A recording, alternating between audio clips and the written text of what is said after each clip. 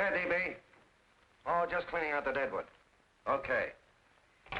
Look, Mr. Cannell, I just can't afford to be without work right now, not even for a day. I've got a mother and 2 kid sisters. More good luck telegrams. Well, you know how it is. I've just got to keep on working, see? Sorry, sister. I was sent down here to clean house. I told you I can't use your column anymore. It's lavender and no lace. Send those other people in. I'll tell you what I'll do. I get $30 a week. I'll take 25, 20 if necessary. I'll do anything you say. It isn't the money. We're after circulation. What we need is fireworks. People have been hit with sledgehammers. Start arguments. Oh, I can do that. I know this town inside out. Oh, give me a chance, All please. right, come in. Cashier's got your check. Who are these people? Gibbs, Furley, Cunningham, Giles. Hey, you sister. Don't forget to get out your last column before you pick up your check.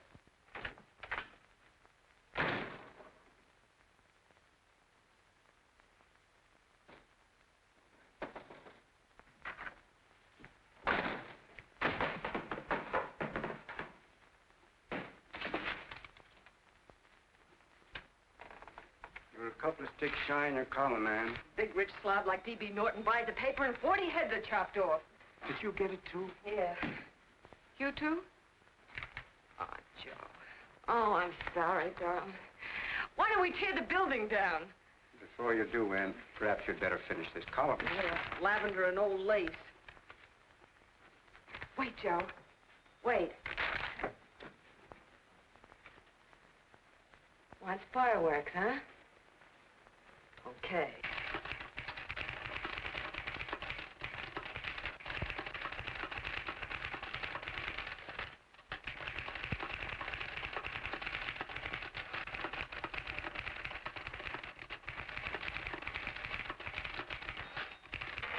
Here.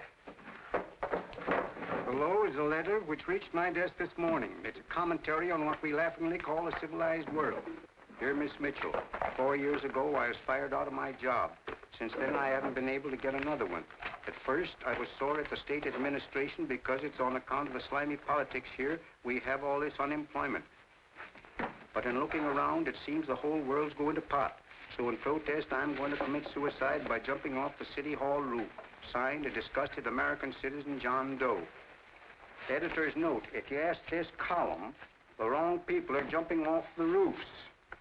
Hey, Ann, this is the old Fakeroo, isn't it? Never mind that, Joe. Go ahead. Sorry.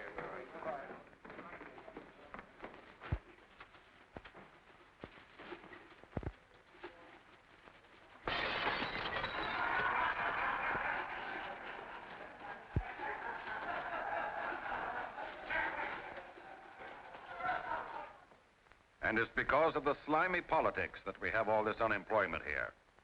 There it is.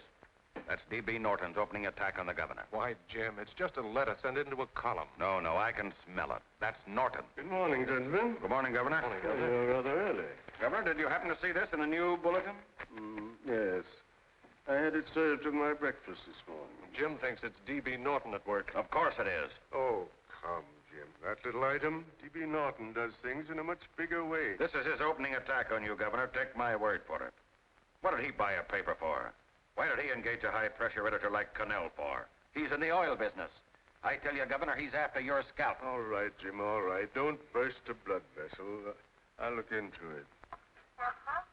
You get me Spencer of the Daily Chronicle, please? Yes, I saw it, Governor. If you ask me, that's a phony letter. Why, that gagger's got whiskers on it. Okay, I'll get the mayor and maybe the Chamber of Commerce to go after them. Get Mayor Lovett on the phone. Sorry, the mayor's busy on the other phone. Yes, I know, Mrs. Brewster. It's a terrible reflection on our city. I've had a dozen calls already. Spencer of the Chronicle. Hold it. Just a minute. Yes, Mrs. Brewster. I'm listening. I insist that this John Doe man be found and given a job at once. Now, if something isn't done about it, I'll call out the whole auxiliary. Yes, and the junior auxiliary, too. We'll hold a meeting and see that it is. Yes, Spencer? Oh, the governor? Well, what about me? It's my building he's jumping off of, and I'm up for re-election, too. What are you doing? Get Cannell at the bulletin. Why, he's liable to go right past my window. Get me Cannell. What was that? What? Out the window. Something just flew by. I didn't see anything. Well, don't stand there, you idiot. Go and look. Open the window. Oh, why did he have to pick on my building? Is there a crowd in the street? No, sir. Then maybe he's caught on a ledge. Look again. I think it must have been a seagull. A seagull? What's a seagull doing around the city hall? That's a bad omen, isn't it? Oh, no, sir. The seagull is a lovely bird. It's all right, Mrs. Brewster. It was just a seagull. Canal? Nothing's happened yet. No, I'm watching. Don't worry, Mrs. Brewster. Just leave it all to me. Spencer, I'll call you back. Hello, Canal? What are you doing? This is the mayor. Yes, Mayor Lovett. How many times are you going to call me? I've got everybody and his brother and sister out looking for him. Did you see the box I'm running? An appeal to John Doe. Think it over, John. Life can be beautiful, says Mayor. If you need a job, apply to the editor of this paper, and so forth and so forth. Okay, Mayor, I'll let you know as soon as I have something. What? Well, pull down the blinds. Run up to Miss Mitchell's house, boss. Boy, she's in a bad way. Where is she? Hey, do you know something? She supports a mother and 2 kids. What do you know about that? Did you find her? No. Her mother's awful worried about her. When she left the house, she said she was going on a roaring drunk. The girl, I mean. Go out and find her. Sure. Hey, but the biggest thing I didn't tell you, her old man's Doc Mitchell. You know the doctor saved my mother's life and wouldn't take any money for it? You remember that. Okay, boss, I'll go and look for her. Holy smokes, Commissioner, you've had 24 hours. Okay, Hawkshaw, grab a pencil. Here it is again. About 5'5", brown eyes, light chestnut hair, and as fine a pair of legs as ever walked into this office. Did you want to see me? No. I've had the whole Army and Navy out searching for you because that's a game we play here every day. I remember distinctly being fired. That's right. But you have a piece of property that still belongs to this newspaper, and I'd like to have it. What's that? The letter. What letter? The letter from John Doe. Oh. The whole town's in an uproar. We've got to find him, and the letter's the only clue. There is no letter. We'll get a handwriting expert to... What? There is no letter. Say that again. There's no letter. I made it up. You made it up. Mm-hmm. You said you wanted fireworks. Don't you know there are 9 jobs waiting for this guy? 22 families want to board him free. 5 women want to marry him, and the mayor's practically ready to adopt him, and you... Just call the morgue, boss. He said there's a girl there. Shut up. Ann, say, why didn't you... Hey. Only one thing to do, Hank. Drop the whole business quickly. How? Run its story. Say John Doe was in here and is sorry he wrote the letter and... That's right. They've got it, sure. He came in here, and I made him change his mind. Bulletin editor saves John Doe's life. Why, it's perfect. I'll have Ned write it up. Oh, Ned, I got a story I want you to... Wait a minute. Listen, you great, big, wonderful genius of a newspaper man. You came down here to shoot some life into this dying paper, didn't you? Well, the whole town's curious about John Doe, and boom, just like that, you're going to bury him. There's enough circulation in that man to start a shortage in the ink market. And what man? John Doe. What John Doe? John Doe, the one I made up. Look, genius, now look. Suppose there was a John Doe and he walked into this office. What would you do? Find him a job and forget about the whole business, I suppose, huh? Not me. I'd make a deal with him. A deal? Sure, when you get hold of a stunt that sells papers, you don't drop it like a hot potato. Well, this is good for at least a couple of months. You know what I'd do? Between now and, let's say, Christmas when he's going to jump, I'd run a daily on. Starting with his boyhood, his schooling, his first job. A wide-eyed youngster facing a chaotic world. The problem of the average man, of all the John Does in the world. Now, then comes the drama. He meets discouragement. He finds the world his feet of clay. His ideals crumble. So what does he do? He decides to commit suicide and protest against the state of civilization. He thinks of the river, but no. No, he has a better idea. The city hall. Why? Because he wants to attract attention. He wants to get a few things off his chest, and that's the only way he can get himself heard. So? So he writes me a letter, and I dig him up. He pours out his soul to me.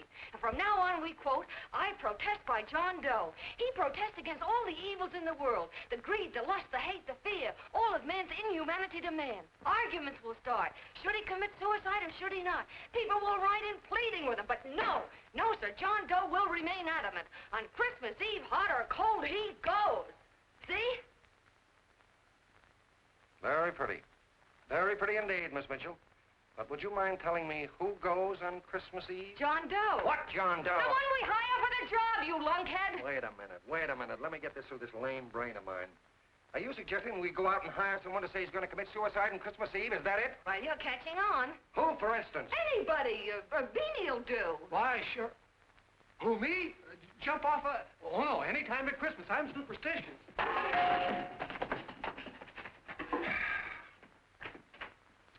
Miss Bishop, do me a favor. Will you go on out and get married and have a lot of babies, but Stay out of newspaper business. Better get that story in, Hank. It's getting late. You're supposed to be a smart guy. If it was raining $100 bills, you'd be out looking for a dime you lost someplace. Holy smokes, wasting my time listening to this mad woman. Look, Chief, look at the Chronicle. It's running on John Doe. They say it's a fake. Why, the no good to... John Doe story, amateur journalism. It's palpably phony. It's a wonder anyone is taking it serious. What do you think of those guys? That's fine. That's fine. Now fall right into their laps. Go ahead. Say John Doe walked in and called the whole thing off. You know what that's going to sound like on top of this. That's all, Ned. Thank you. All right. Amateur journalism, huh? Why, that bunch of sophomores, I can teach them more about... Hey, boss, get a load of this. What? Look. What do they want? They all say they wrote the John Doe letter. boss. Oh, they all wrote the letter. Tell them all to wait. Look, Mr. Cannell, one of those men is your John Doe. They're desperate and will do anything for a cup of coffee. Pick one out and you can make the Chronicle eat their words. I'm beginning to like this. If you ask me, Hank, you're playing around with dynamite. No. The gal's right. We can't let the Chronicle get the laugh on us. We've got to produce a John Doe now. Amateur journalism, huh? I'll show those guys. Sure, and there's no reason for them to find out the truth either, because naturally I won't say anything. Okay, sister, you get your job back. Plus a bonus. What bonus? Or the bonus of $1,000 the Chronicle was going to pay me for this little document. You'll find it says, I, Ann Mitchell, hereby certify that the John Doe letter was created by me. I can read. Sorry. You think this is worth $1,000, do you? Oh, the Chronicle would consider it dirt cheap. Packs everything, including a gun. Okay, sister, you got yourself a deal. Now let's take a look at the candidates. The one we pick has got to be the typical average man. Typical American that can keep his mouth shut. Show me an American who can keep his mouth shut and I'll eat him. Okay, Beanie, bring him in one at a time.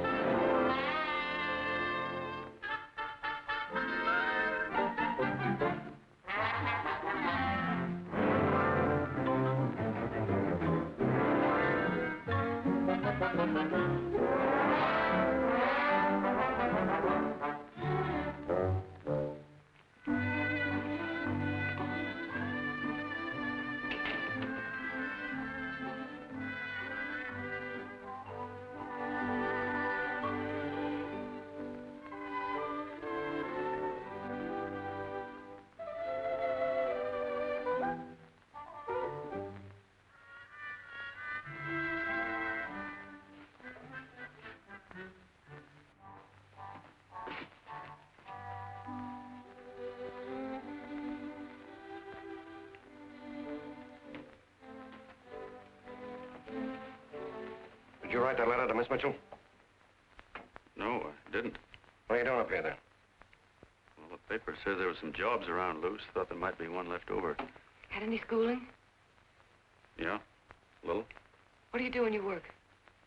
I used to pitch. Baseball? Yeah, till the wing went bad. Where'd you play? Bush leagues, mostly. How about family? Got any family? No. Oh, just traveling through, huh? Yeah. Me and a friend of mine. He's outside. Looks all right. He's perfect, a baseball player. What could be more American? She had a family, though. Be less complicated without a family. Look at that face, it's wonderful. They'll believe him. Come on. What's your name? Willoughby. John Willoughby. Long John Willoughby, they called me in baseball. Would you like to make some money? Yeah. Maybe. Would you be willing to say you wrote that letter and stick by it?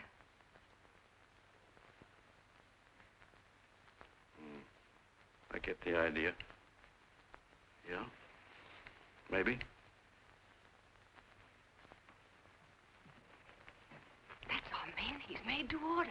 I don't know. He don't seem like the kind of a guy that'd fall in line. When you're desperate for money, you do a lot of things, Mr. Cannell. He's our man, I tell you. He fainted. Come on, Get the water, quickly. Hurry up, Pop. Oh, Right here, sit down. Huh? you all right? Yeah, I'm all right. How many is that, 6?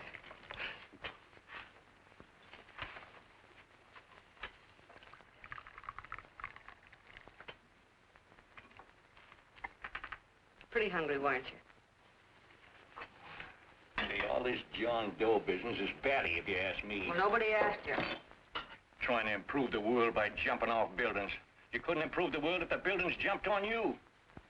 Don't mind the colonel. He hates people. He liked you well enough to stick around.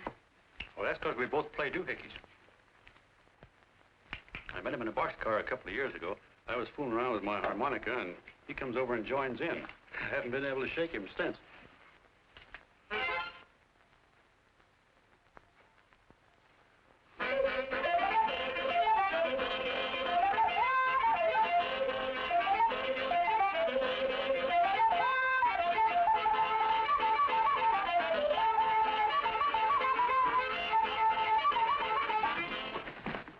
Here he is. No, you can't take pictures of him like that, eating a sandwich and with a beard.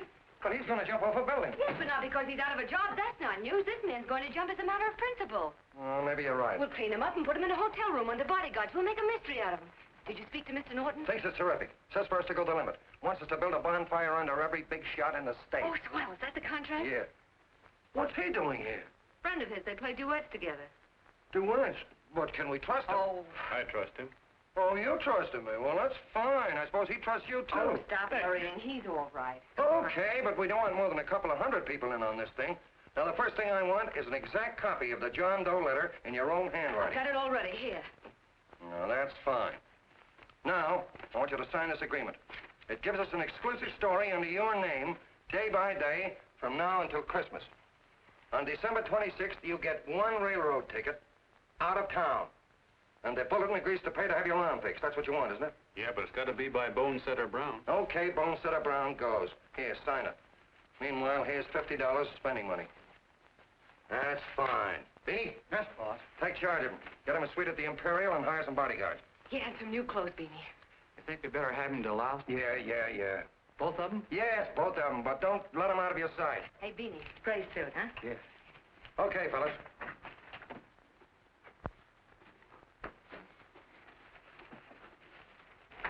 Take it easy, John Doe. And you start pounding that typewriter. Oh, boy, this is terrific. No responsibilities on our part, just statements from John Doe, and we can blast our heads off. Before you pop too many buttons, don't forget to make out that check for $1,000. Okay, fellas. Now, let me see. You sit outside the door. Nobody comes in, see? You two fellas sit in here. Hey, pretty nifty, huh? You ain't gonna get me to stay here. Sure you are. No, sir. That spot under the bridge where we slept last night's good enough for me. Say, what'll I do with this baggage? Let's stick him in the bedroom. Give me mine. I ain't staying. You know, we were headed for the Columbia River country before all this John Doe business came up. You remember that, don't you? Sure, I remember. Say, your ears popped coming up in the elevator. Mine did. All along, John. I tell you, it's no good. You're gonna get used to a lot of stuff that's gonna wreck you. Why, that $50 in your pocket's beginning to show up on you already. And don't pull that on me, neither. Stop worrying, Colonel. I want to get my arm fixed out of this. Hey, here's some cigars the boss sent us. Have one. Hey, Help cigars. yourself. No.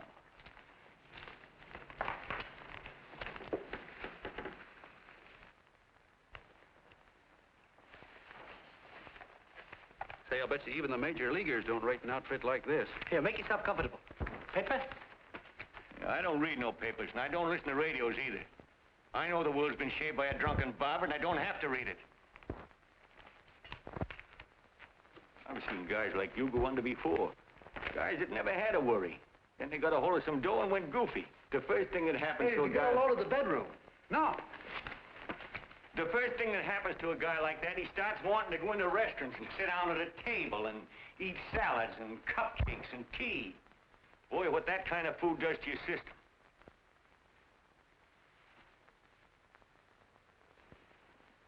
The next thing the dope wants is a room. Yes, sir, a room with steam heat, and curtains and rugs, and before you know it, he's all softened up and he can't sleep unless he has a bed.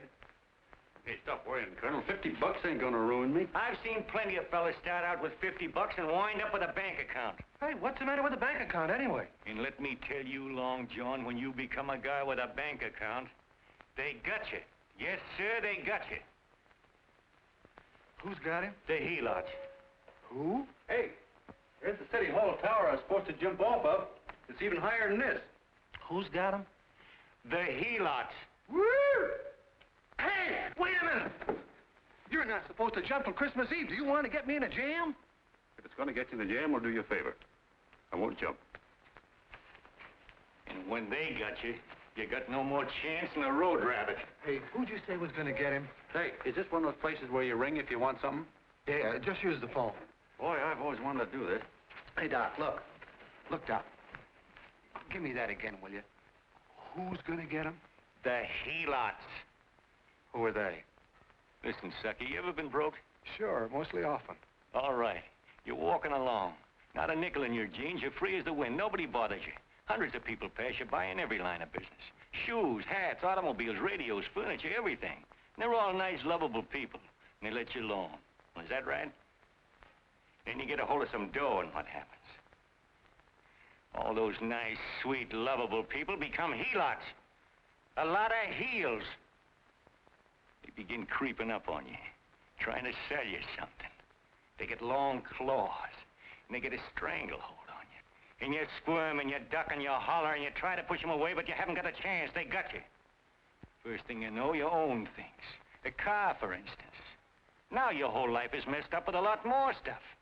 You get license fees, and number plates, and gas, and oil, and taxes, and insurance, and identification cards, and letters, and bills, and flat tires, and dents, and traffic tickets, and motorcycle cops, and courtrooms, and lawyers, and fines, and a million and one other things. And what happens? You're not the free and happy guy you used to be. You gotta have money to pay for all those things. So you go after what the other fellas got. And there you are. You're a helot yourself.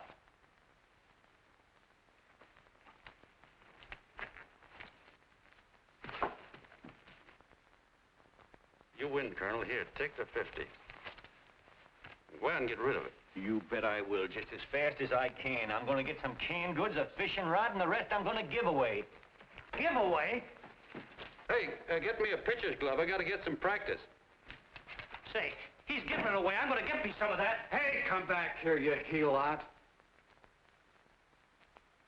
Will you send up 5 hamburgers with all the trimmings, 5 chocolate ice cream sodas, and 5 pieces of apple pie?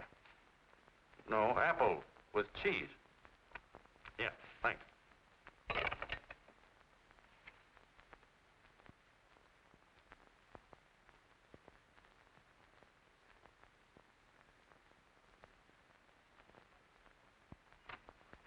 Hello there.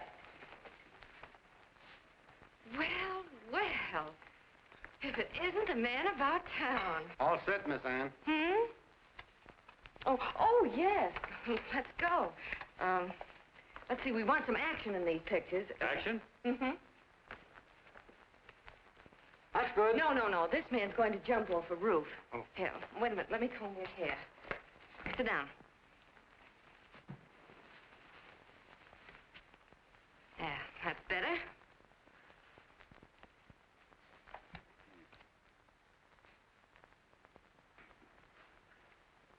You know, he's got a nice face, hasn't he? Yeah, he's pretty.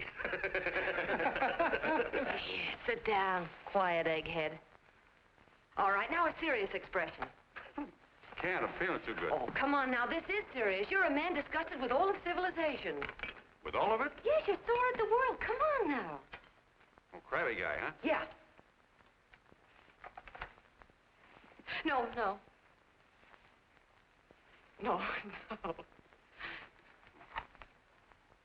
No, look. You don't have to smell the world.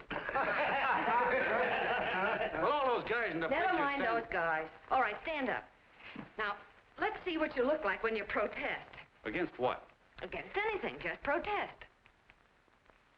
You got me. Oh, look, I'm the umpire, and you just cut the heart of the plate with your fast one, and I called it a ball. What would you do? Oh, you did, huh? Yeah. Why can't you call him right, you boneheaded...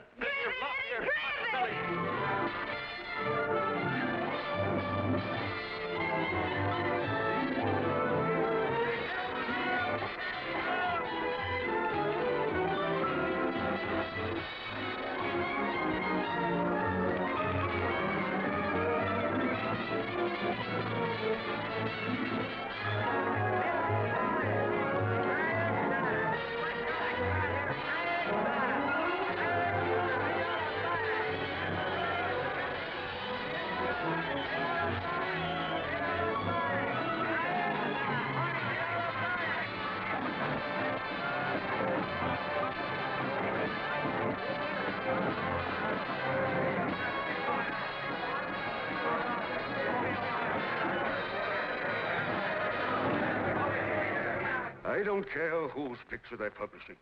I still say that this John Doe person is a myth, and you can quote me on that. And I'm going to insist on his being produced for questioning. You know as well as I do that this whole thing is being engineered by a vicious man with a vicious purpose, Mr. D.B. Norton.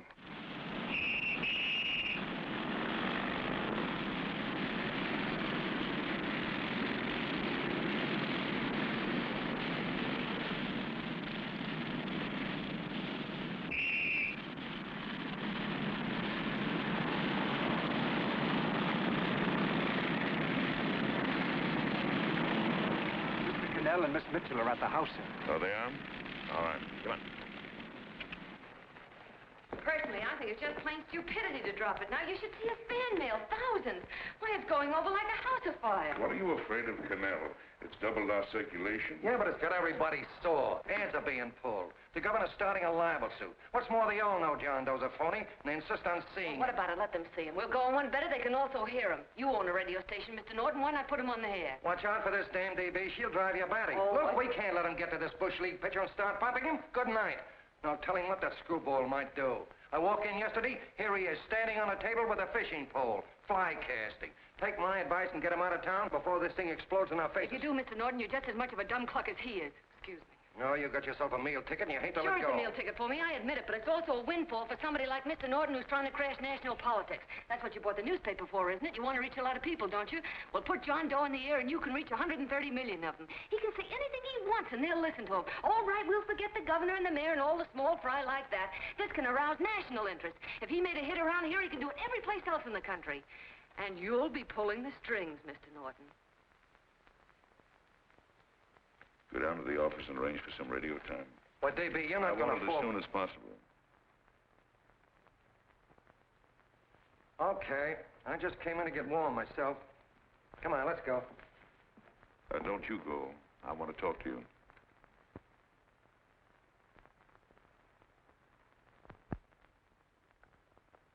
Sit down.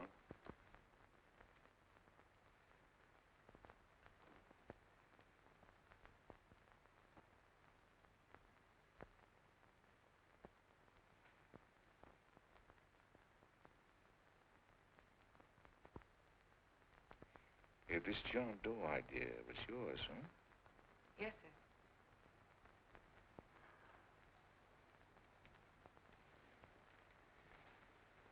How much money do you get?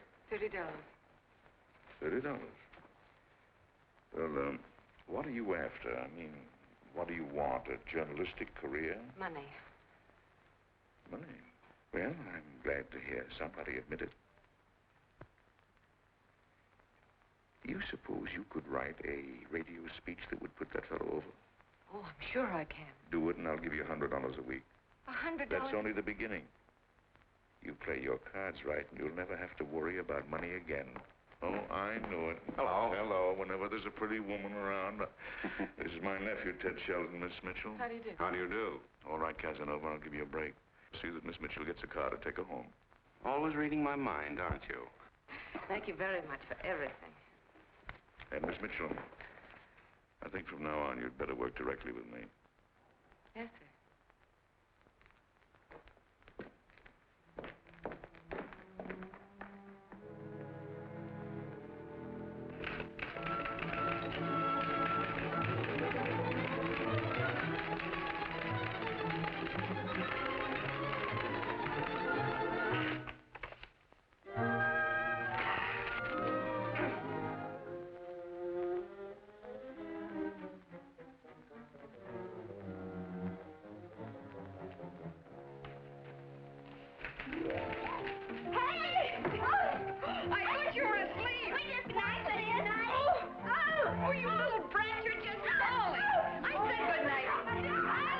Come, children.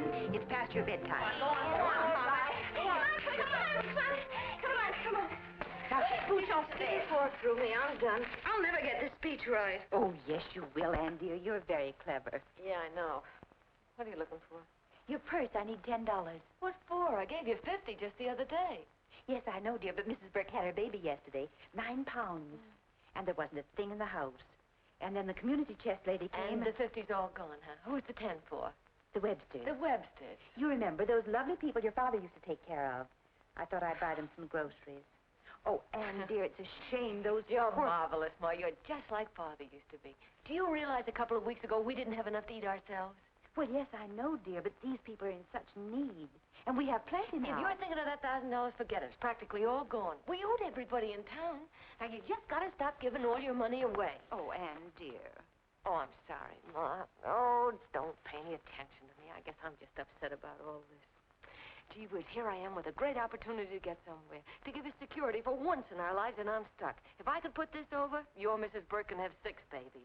You mean this speech you're writing? Yeah, I don't know. I simply can't get it to gel. I created somebody who's going to give up his life for a principle. Hundreds of thousands of people are going to listen to him over the radio. And unless he says something that's sensational, it's just no good.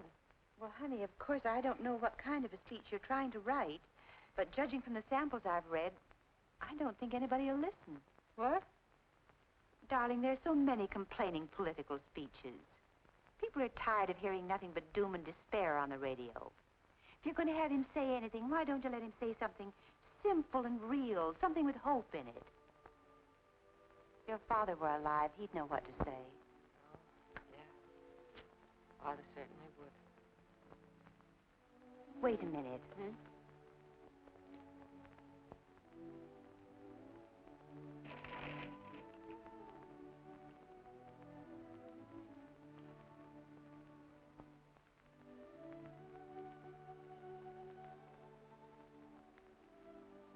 That's your father's diary, Anne. Father's... I never knew he had a diary. There's enough in it for 100 speeches. Things people ought to hear nowadays. You be careful of it, won't you, dear? Always help to keep your father alive for me. You bet I will, Ma. Wait a minute. John Doe don't want to sign no autographs. Well, what does he do all day? What does he do all day? He's writing out his memories. Sorry, lady, you can't see Mr. Doe. He wants to be alone. No. No, he just sits around all day and commutes with himself.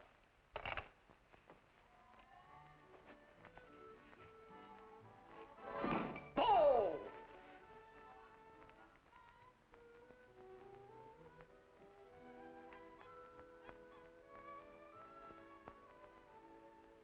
I don't know how you're going to stand it around here till after Christmas.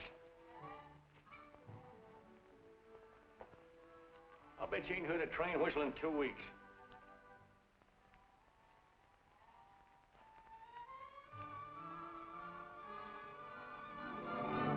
Steve, right!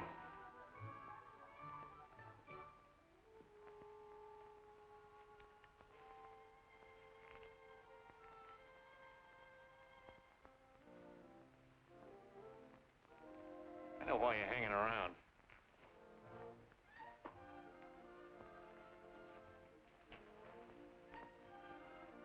You're stuck on the girl. That's all a guy needs is to get hooked up with a woman.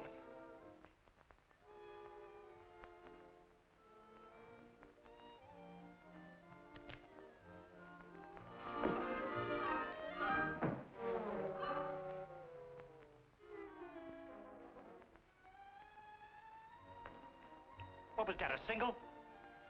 First baseman dropped the ball. Butterfingers. Tough luck, pal.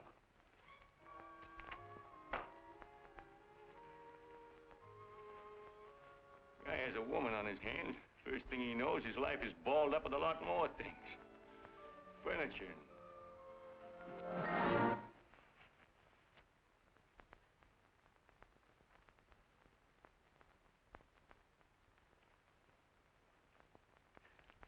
Did you get him? You're out. Swell. What's this, the end of the 8th? 9th.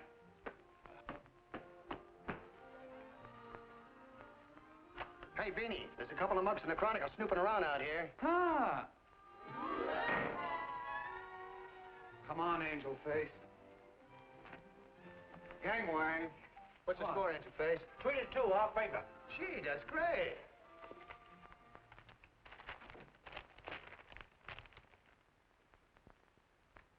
Hey, you got swell form there. Must have been a pretty good pitcher. Pretty good. Say, I was just about ready for the major leagues when I chipped a bone in my elbow. I got it pitching a 19-inning game. 19? Yeah.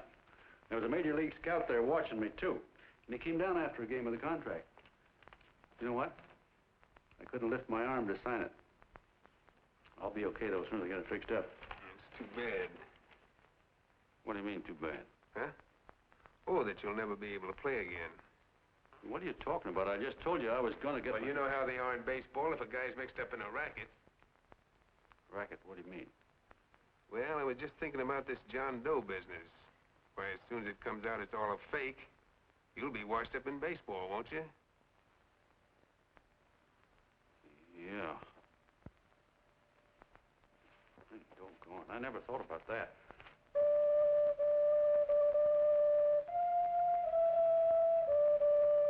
Gosh. And another thing, what about all the kids in the country? The kids that idolize ball players. What are they going to think about you? Yeah. Hey, Colonel. Did you hear that? I gotta figure some way out of this thing. Elevators are still running. I know one way you can do it. How? Well, when you get up there on the radio, all you have to do is to say the whole thing's a frame-up. Make you a hero sure as you're born. Yeah, but how am I gonna get my arm fixed? Well, that's a cinch. I know somebody who'll give you $5,000 just to get up on the radio and tell the truth. $5,000. Yeah, $5,000, and he gets it right away. You don't have to wait till Christmas. Look out, Long John. They're closing in on you. Say, who's putting up this dough? Fellow runs the Chronicle. Here's the speech you make, and it's all written out for you. $5,000. Holy mackerel, I can see the helots coming, the whole army of them. It's on the level.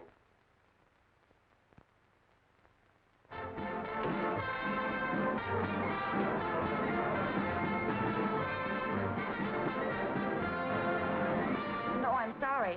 Tickets for the broadcast are all gone. Phone the bulletin. Sorry, no more tickets left.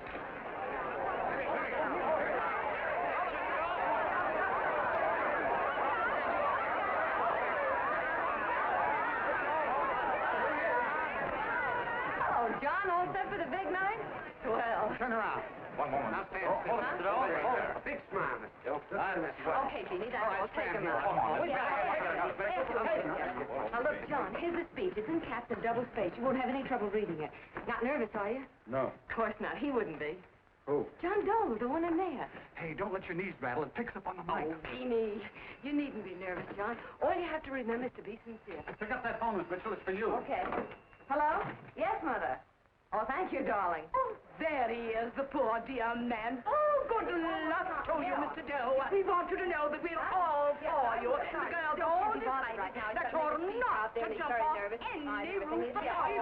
Oh, we'll stop it. You got the speech I gave you? Yeah. Now, look. I'll give this money to the colonel just as soon as you get started. We'll have a car waiting at the side entrance for you. Okay. How'd you get in here? Huh? Oh, I just came in to wish him Come luck. on, out. Mother says good luck, too. John, when you read that speech, please believe every word of it. He turned out to be a wonderful person, John. Who? John Doe, the one in the speech. Oh. You know something? I've actually fallen in love with him. All right, there he is, sister. Now, come on, plenty of room. What's the idea? No, that's too much. Not so much. Come on, read it. Oh, this is no time for cheap publicity, Mr. Cannell. Listen, if that guy lays an egg, I want to get something out of it. I'm getting a Jane Doe ready. Oh, come on. Here. Will you, fellas? Here you Give me a are. All right, kiss. that's I enough. have to make take one more. Well, that's fine, honey. You go ahead. All right, I need one more. Go ahead. How you doing? Oh. All right, Benny, bring him in. Holy smoke, a happy helot. There you are, boss, just like you ordered. Symbols of little people. Okay, get him up. All right, young fella. This is ridiculous, Mr. Cannell. Come on, give me a kiss. It is on the air. Come on, stop it. Oh, fellas, I force you to the bed. No, come on, Come on, that's right. Do what you can get all the pictures you want. Thank you very much. Come on, will you? That's right. Come on, Snooks, you better bail out. So goodbye, Mr. Doe. Beanie. All right. Better get ready. 1 minute to go. Wow, 1 minute to go. The score is nothing to nothing. Now, please, John, You won't let me down, will you? Will you? Of course you won't. If you'll just think of yourself as the real John Doe. Listen, everything in that speech are things a certain man believed in. He was my father, John. When he talked, people listened. And they listened to you, too. Funny. You know what my mother said the other night? She said to look into your eyes, that I'd see Father there. Hey, what do you say? Okay, we're coming. Come on. Now, listen, John, you're a pitcher. Now get in there and pitch. Good luck. Give him room, let him through. Come on.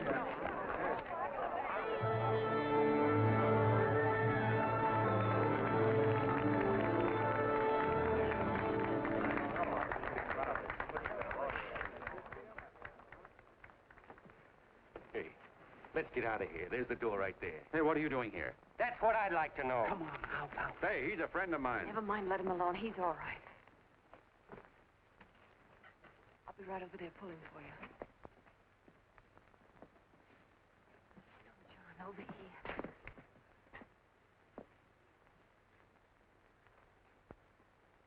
Stand by.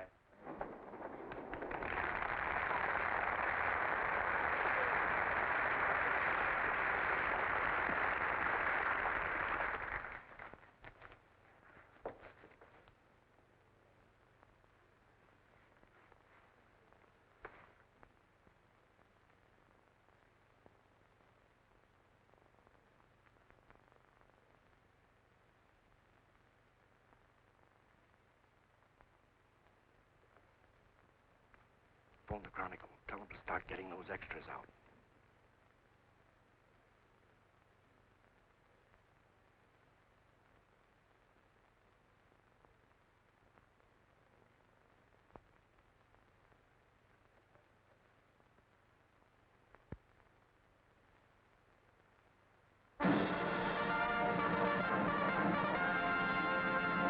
And good evening, ladies and gentlemen. This is Kenneth Fry speaking for the New Bulletin. Tonight we give you something entirely new and different. Standing beside me is the young man who has declared publicly that on Christmas Eve he intends to commit suicide, giving as his reason, quote, "I protest against the state of civilization," end quote. Ladies and gentlemen, the New Bulletin takes pleasure in presenting the man who is fast becoming the most talked of person in the whole country, John Doe.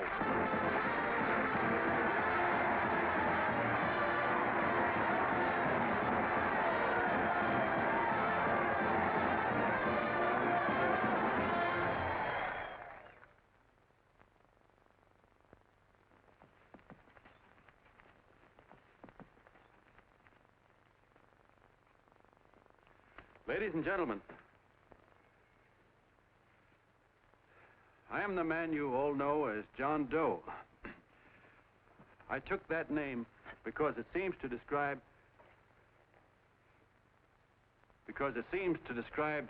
the average man. And that's me. And that's me. Well, it was me before I said I was going to jump off the city hall roof at midnight on Christmas Eve. Now I guess I'm not average anymore. Now I'm getting all sorts of attention. From big shots, too. We've been double-crossed. The mayor and the governor, for instance. They don't like those articles I've been writing. You're an imposter, young fellow. That's a pack of lies you're telling. Who wrote that speech for you?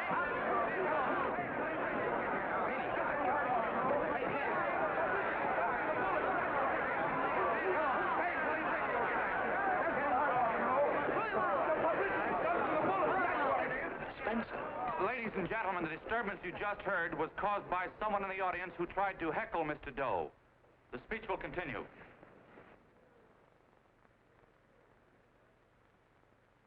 Well, people like the governor and that fellow there can stop worrying.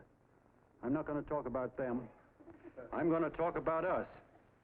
The average guys, the John Does. If anybody should ask you what the average John Doe is like, you couldn't tell him because he's a million and one things. He's Mr. Big and Mr. Small.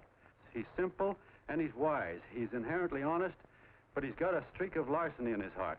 He seldom walks up to a public telephone without shoving his finger into the slot to see if somebody left a nickel there.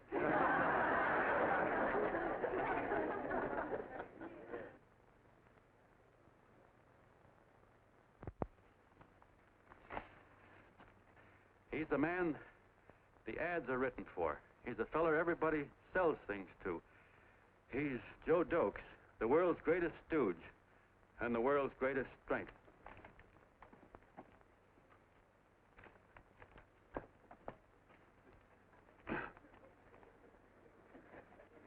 Yes, sir. Yes, sir, we're a great family, the John Does. We are the meek who are supposed to inherit the earth. You'll find us everywhere. We raise the crops, we dig the mines, work the factories, keep the books, fly the planes, and drive the buses. And when the cop yells, "Stand back there, you," he means us, the John Does. Well, what kind of a speech is that? Didn't you read it? We've existed since time began. We built the pyramids.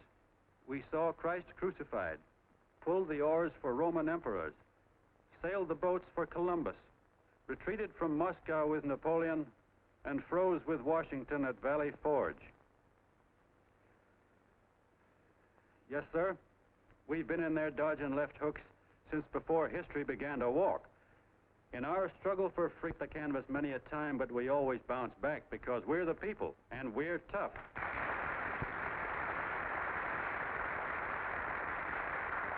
They've started a lot of talk about free people going soft, that we can't take it. That's a lot of hooey. A free people can beat the world at anything, from war to tiddlywinks, if we all pull in the same direction.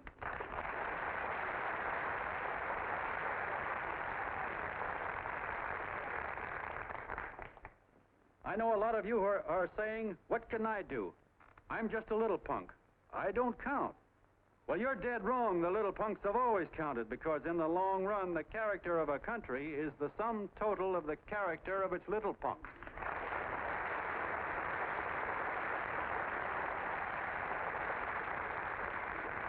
But we've all got to get in there and pitch. We can't win the old ball game unless we have teamwork. And that's where every John Doe comes in. It's up to him to get together with his teammate. And your teammate, my friends, is the guy next door to you. Your neighbor. He's a terribly important guy, that guy next door. You're going to need him, and he's going to need you, so look him up. If he's sick, call on him. If he's hungry, feed him. If he's out of a job, find him one. To most of you, your neighbor is a stranger, a guy with a barking dog and a high fence around him. Now, you can't be a stranger to any guy that's on your own team. So tear down the fence that separates you. Tear down the fence, and you tear down a lot of hates and prejudices. Tear down all the fences in the country, and you really have teamwork.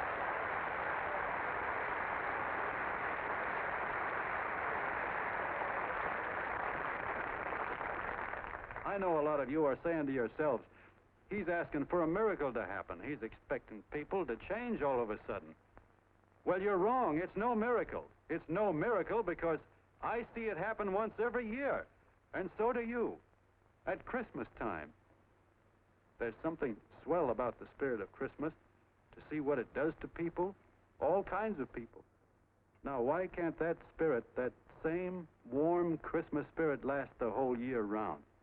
Gosh, if it ever did, if each and every John Doe would make that spirit last 365 days out of the year, we'd develop such a strength, we'd create such a tidal wave of goodwill that no human force could stand against it. Yes, sir, my friends. The meek can only inherit the earth when the John Does start loving their neighbors. You better start right now. Don't wait till the game is called on account of darkness. Wake up, John Doe. You're the hope of the world.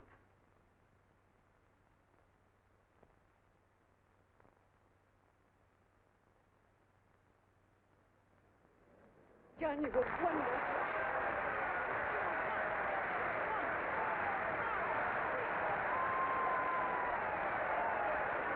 Let's get out of here. Now you're talking.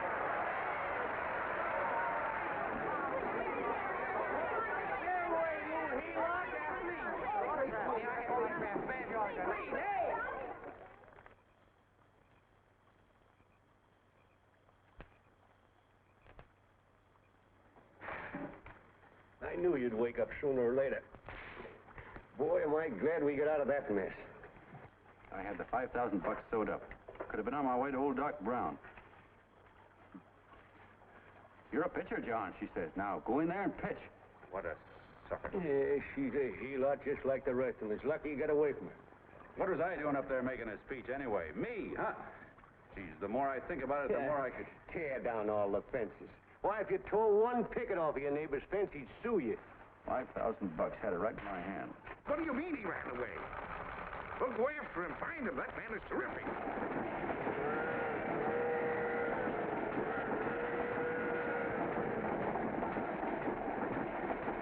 Columbia River, here we come.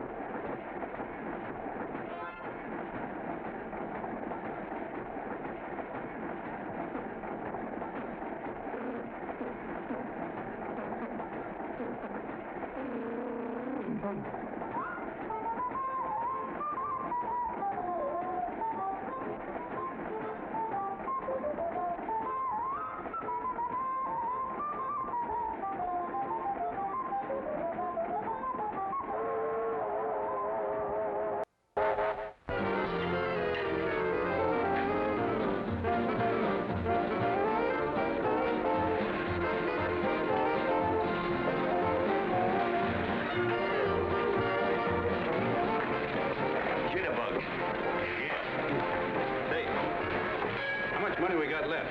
4 bits. Better make a donuts, huh? Yeah.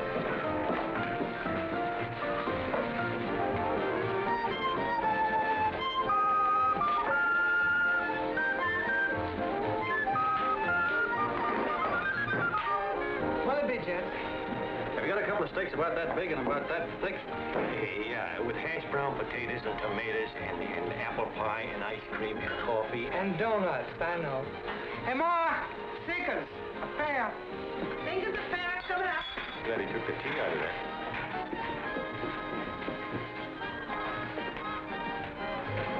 Hey, look. Join the John Doe Club.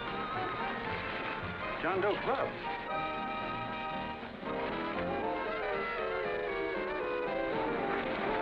Uh-oh. You John Doe? Who?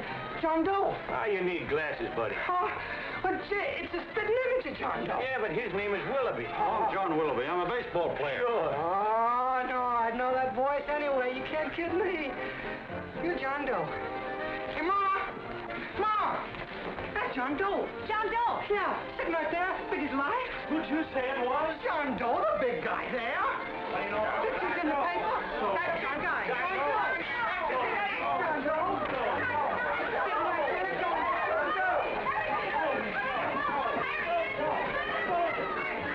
Hey, operator. Dan Beaner. Look, call everybody in town. John Doe was just in my place. Yeah, he ordered donuts.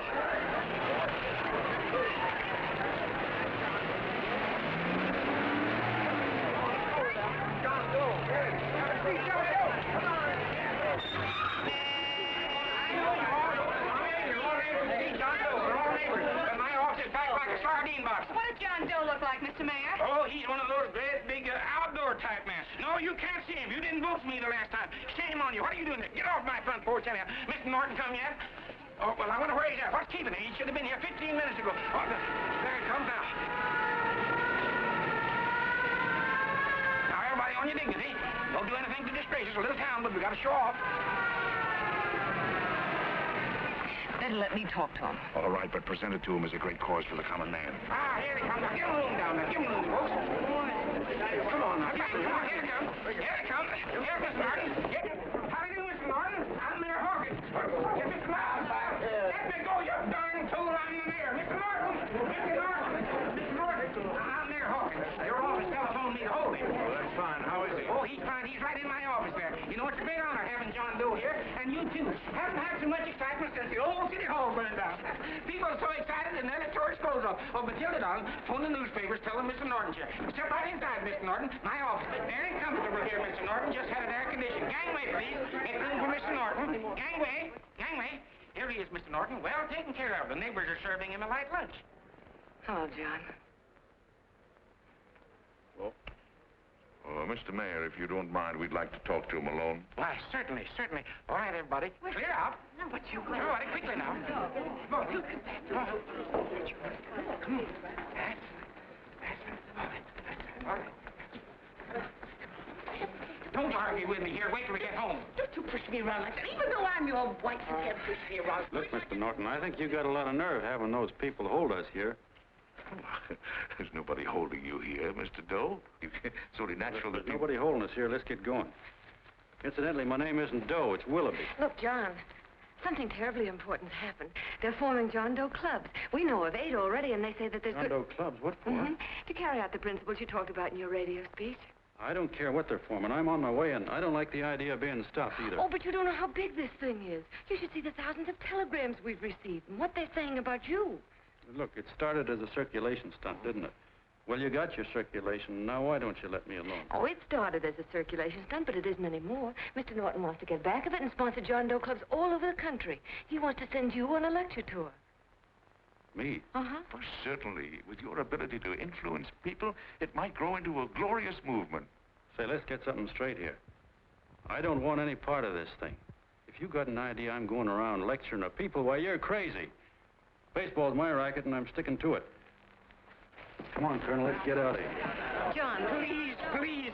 I just got rid of one crowd. Oh, but please, Mr. Mayor, tell him the John Doe Club wants to talk to him. Let them in, Mr. Mayor. Let them come in. Okay, folks, but remember your manners. No stampeding.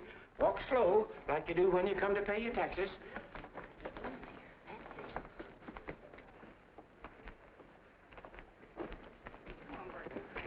All right, give me a chance. come right in. My name's Bert Hanson, Mr. Doe. I'm the head soda jerker at Schwabacker's drugstore. Well, sir, you see, me and my wife, we heard your broadcast, and we got quite a bang out of it. Especially my wife. Kept me up half the night saying, that man's right, honey. The trouble with the world is nobody gives a hoot about his neighbor. That's why everybody in town's sore and cranky at each other. And I kept saying, oh, that's fine, but how's a guy going to go around loving the kind of neighbors we got? Old Sourpuss, for instance. You see, Sourpuss Smithers is a guy who lives all alone next door to us.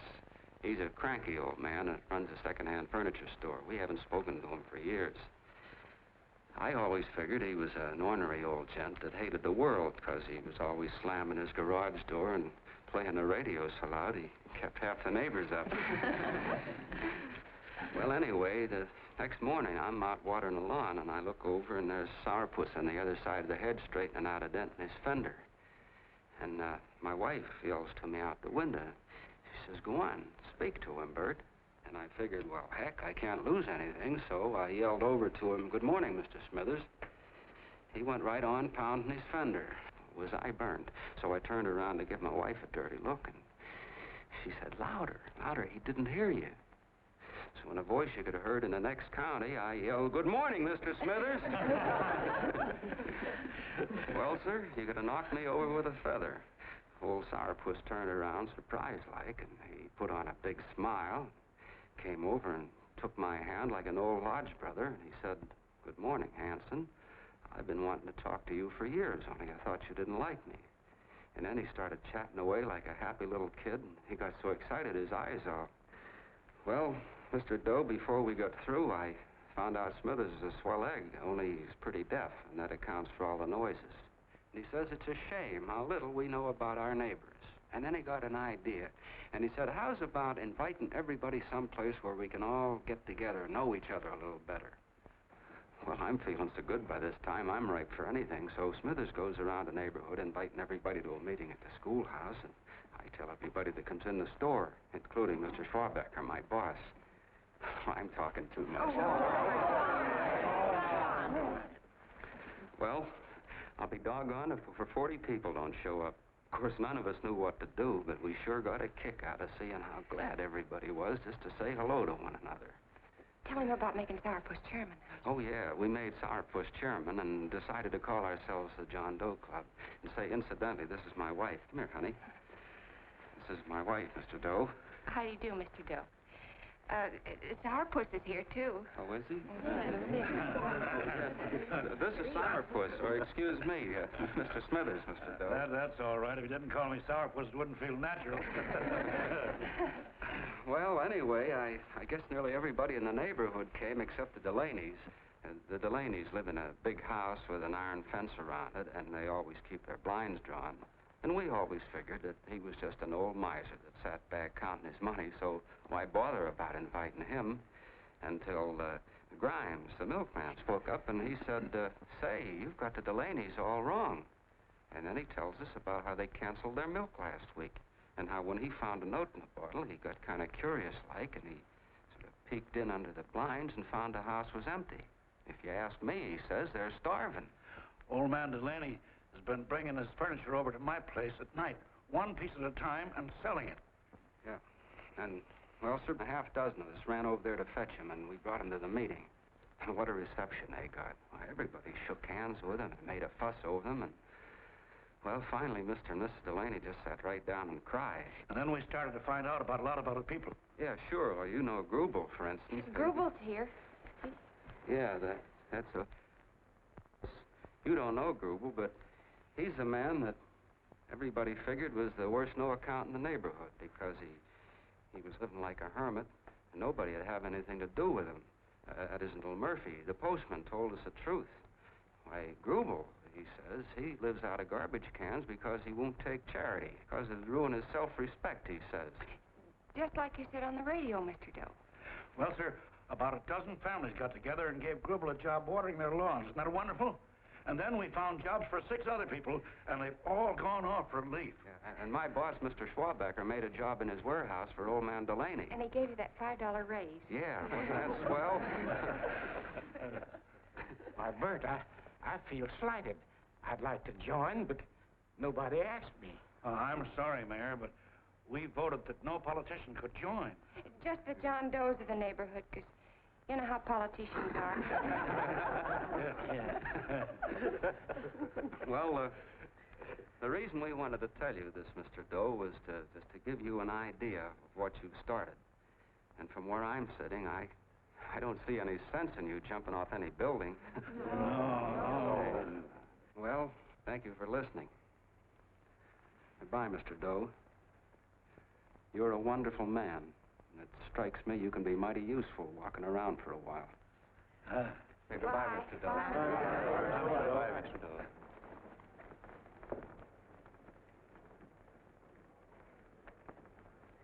I'm Mrs. Delaney, Mr. Doe. And God bless you, my boy.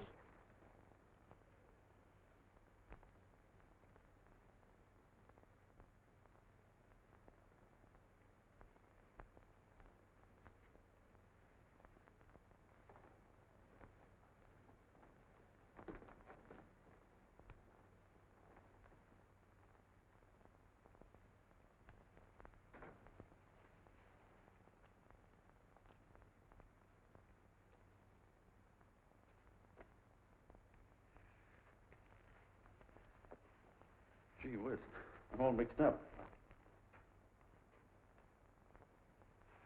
I don't get it. Look, all those swell people think I'm going to jump off a building or something. I never had any such idea. Gosh. The fellow'd have to be a mighty fine example himself to go around telling other people how to... Say, look, what happened the other night was on account of Miss Mitchell here. She wrote the stuff. Don't you see what a wonderful thing this can be? But we need you, John. You're hooked. I can see that right now. They got you. Well, I'm through. For 3 years, I've been trying to get you up to the Columbia River country. First it was your glass arm, then it was the radio, and now it's the John Doe clubs. Well, I ain't waiting another minute. Gangway, you helots! Hey, Colonel, wait a minute. I want you personally to go along with John Doe and Miss Mitchell and handle the press and the radio. Me? Yes, I don't want to take any chances. And Johnson? Yes, P.V. Your crew will do the mop-up job. They'll follow John Doe into every town, see that the clubs are properly organized and the charter's issued. Right. There are only 8 flags up there now. I want to see that map covered before we get through.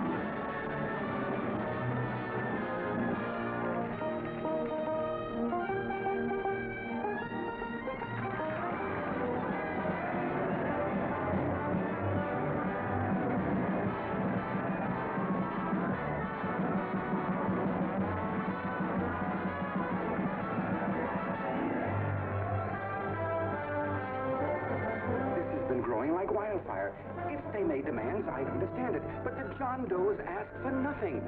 People are going off relief. If this keeps up, I'll be out of a job. As soon as it gets strong enough, we'll find out what John Doe wants. 30 every Thursday. 60 at 60. Who knows what? I'm sorry, boss. They just won't let anybody talk politics to them. It's crazy. We've got to get to them. They represent millions of voters.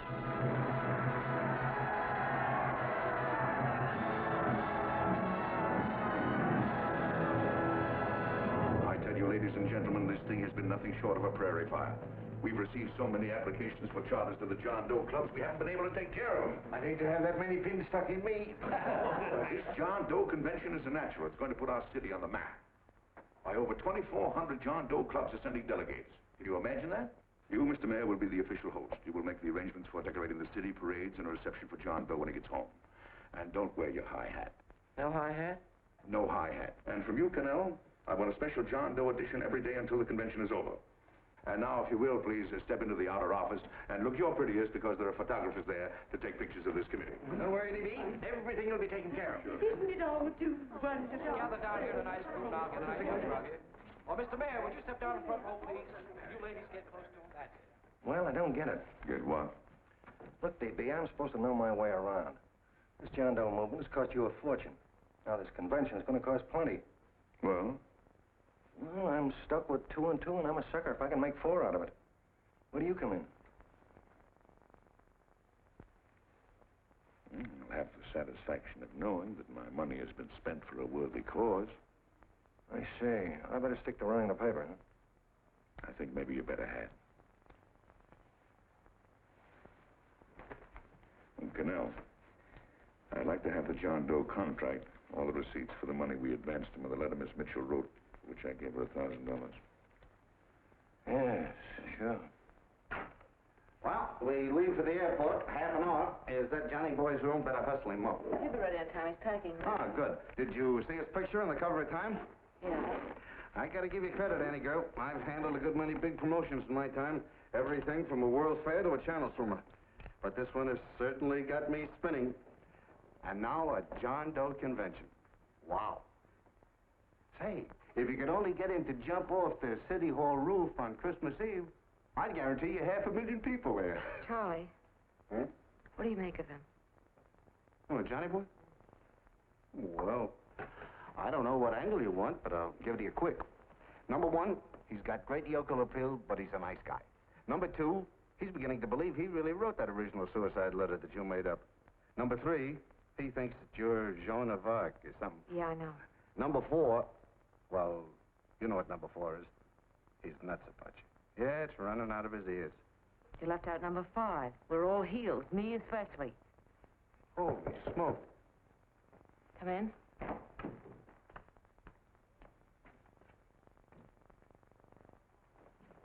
More pack. Good. I'll go and get Beanie Boy. Okay, Charlie boy.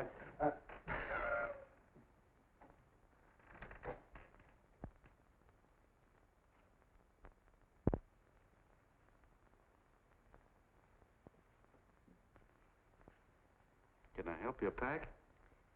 No, thank you.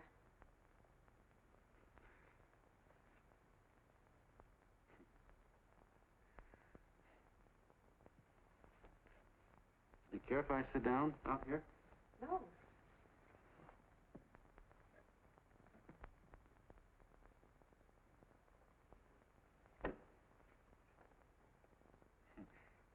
You know, I had a crazy dream last night.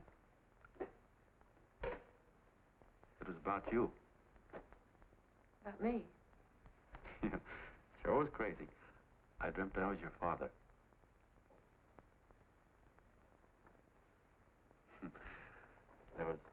There was something I was trying to stop you from doing. So I got up out of bed, and I walked right through the wall here, right straight into your room. You know how dreams are. And there you were in bed. But you're a little girl, you know, about 10. And very pretty, too. So I shook you, and the moment you opened your eyes, you hopped out of bed and started running like the devil in your nightgown. You ran right out the window there, and you ran out over the tops of buildings and roofs and everything for miles. And I was chasing you. And all the time you were running, you kept growing bigger and bigger and bigger, and pretty soon you were as big as you are now, you know, grown up. And all the time I kept asking myself, what am I chasing her for? And I didn't know. Isn't that a hot one?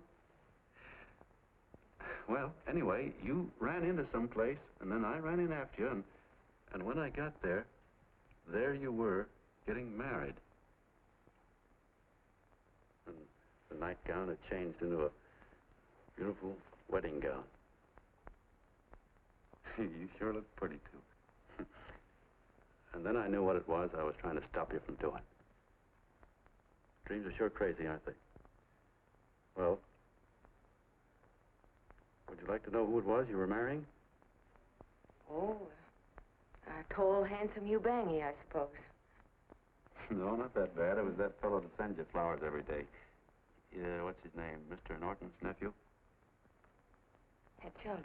Yeah, that's the one. But here's the funniest part of it all.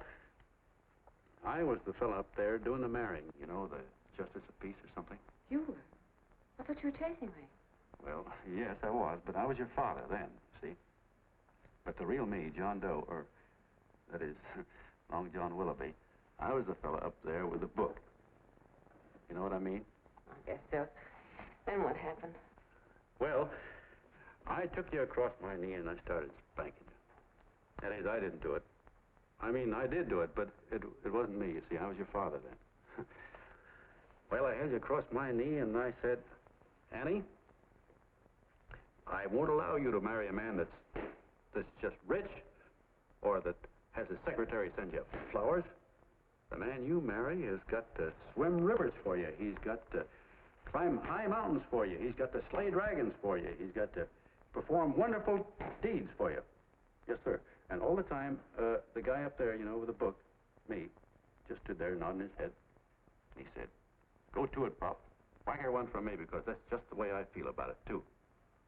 So he said, come on down here and whack her yourself. So I came down, and I whacked you a good one, see? And he whacked you. And I whacked you another one, and we both started whacking you like... Well, if you're through whacking her, come on, let's get going. Okay, fellas, right in here.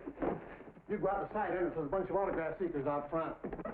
We'll be down with the bags in a minute. Come on, don't make a government project out of this. Hi, Benny. When's our plane take off again? Couple of minutes. How many people do you think we've talked to already, outside the radio, I mean? Oh, I don't know. About 300,000. 300,000. What makes them do it, Ann? What makes them come and listen and get up their John Doe clubs the way they do? I've been trying to figure it out. Look, John, what we're handing them are platitudes. Things they've heard a million times. Love thy neighbor, clouds have silver linings, turn the other cheek. It's just as... Yeah, I heard them a million times, too, but... there you are. Maybe they're like me, just beginning to get an idea of what those things mean. You know, I never thought much about people before. They were always just somebody to fill up the bleachers. The only time I worried about them is when they didn't come in to see me pitch. You know, lately I've been watching them when I talk to them. I could see something in their faces. I could feel that they were hungry for something. You know what I mean? Maybe that's why they came. Maybe they're just lonely and wanted somebody to say hello to. I know how they feel. I've been lonely and hungry for something practically all my life.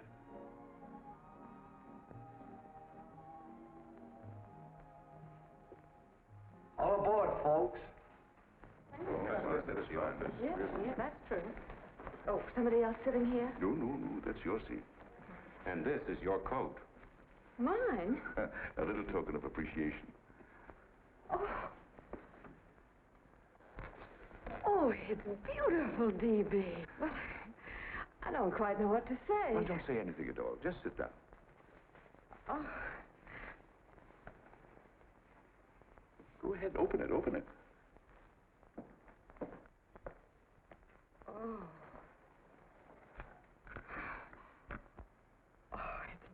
lovely.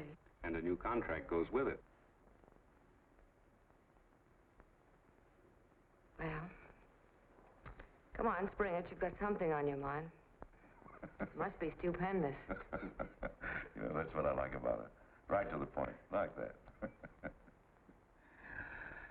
All right, Practical Annie. Here it is. Tomorrow night, before a crowd of 15,000 people and talking over a nationwide radio hookup, John Doe will announce the formation of a third party. A third party? Yes, the John Doe Party. Devoted entirely to the interests of all the John Does all over the country, which practically means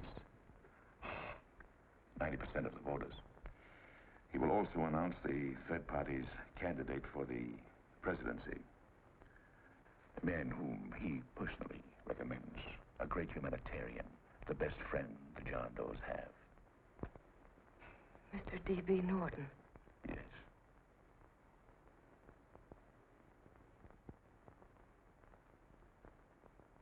Wow.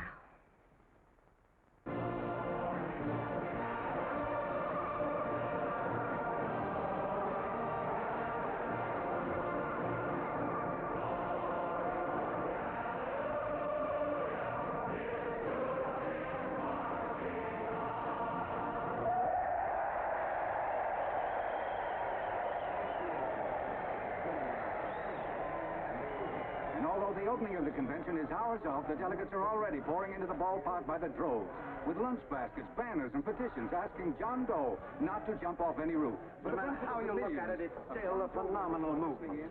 These John Does, or the hoi polloi, as you've heard people call them, have been laughed at and ridiculed, but here they are, gay and happy, having traveled thousands of miles, their expenses paid by their neighbors, to come here to pay homage to their hero, John Doe. And in these days of wars and bombings, it's a hopeful sign that a simple idea like this can sweep the country.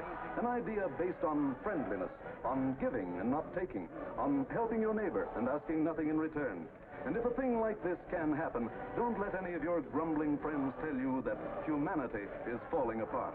This is John B. Hughes, signing off now and returning you to our main studio until 9 o'clock, when the convention will officially open. Oh, John, come in. Say, I'm kind of... It's raining out a little. That's all right. It's good to see you. Sit down. Thanks.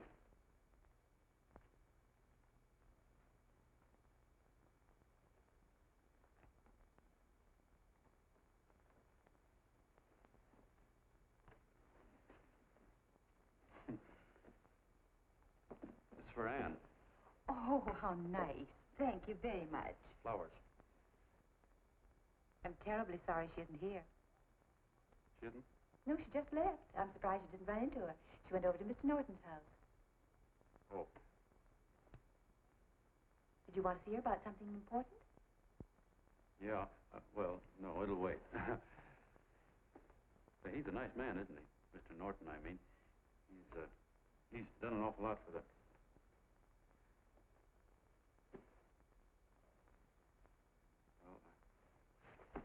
Say, my coat's pretty wet. I'm afraid I might have wet the couch a little.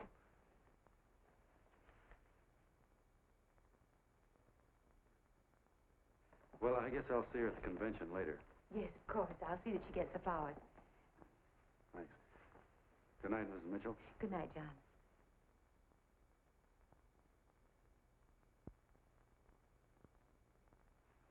Say, Miss Mitchell, I'm kind of glad Anne isn't here. See, I came over here hoping to see her alone, and kind of hoping I wouldn't, too, you know what I mean? There was something I wanted to talk to her about. But, well, it'll wait, I guess. Good night. Good night, John. Say, look, Mrs. Mitchell, have you ever been married? Oh, I'm sure you have. Gosh, that's pretty silly. I guess you must think I'm kind of batty. Well, I guess I'd better be going at that. John, my husband said, I love you. Will you marry me? You did? What happened? I married him. Yeah, that's what I mean, see? It was easy as all that, huh? Yeah, but look, Mrs. Mitchell. You know, I love Ann, and it's going to be awfully hard for me to say it. Because, well, you know, she's so wonderful. And, well, the best I ever was a Bush League pitcher. And, you know, I think she's in love with another man. The one she made up. You know, the real John Doe. Well, that's pretty tough competition. I bet you he'd know how to say it all right. With me, I get up to it and around it and in back of it, but I never get right to it. You know what I mean? So the only chance I've got is, well, if somebody could kind of give her a warning, sort of prepare her for the shock. You mean you'd like me to do it? Hmm? Well, I was thinking that, yeah, you know, sort of break the ice. Of course I will, John. Thank you, Mrs. Mitchell. Hey, you're okay.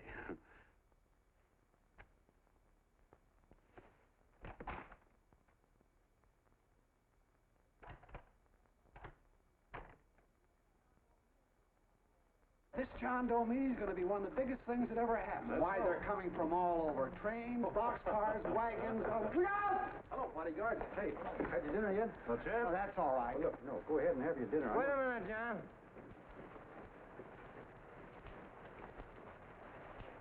Hello, Mr. Connell. How are you, John?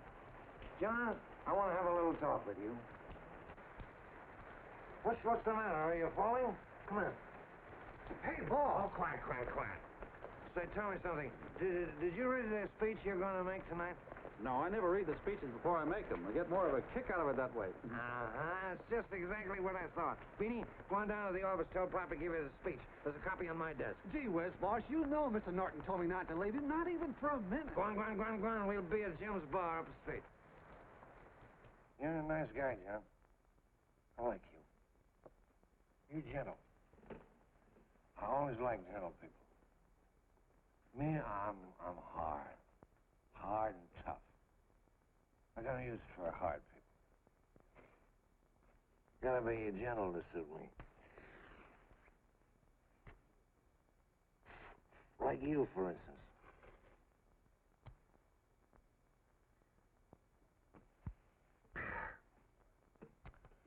Yep, I'm hard. But you want to know something? I've got a weakness. Never guess that, would you? I have. Want to know this? The Star-Spangled Banner. Screw you. Well, maybe it is, but play the Star-Spangled Banner. I'm a sucker for it. Always gets me right here. Know what I mean? Yeah, it gets me right back here. Oh, back there, huh? Well, every man to his own taste. You weren't old enough. You weren't old enough for the World War, were you, Jim? No, of course not. Oh, you must have been just kidding. I was just ripe and raring to go. You know what my old man did when I joined up? He joined up, too. Got to be a sergeant. And here's the kick for you. We were in the same outfit. Funny, huh? Hmm?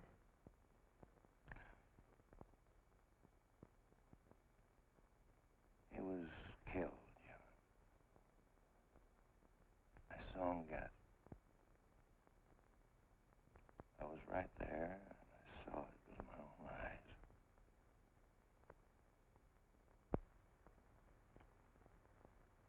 Me, I came out without a scratch. That is, excepting my ulcers.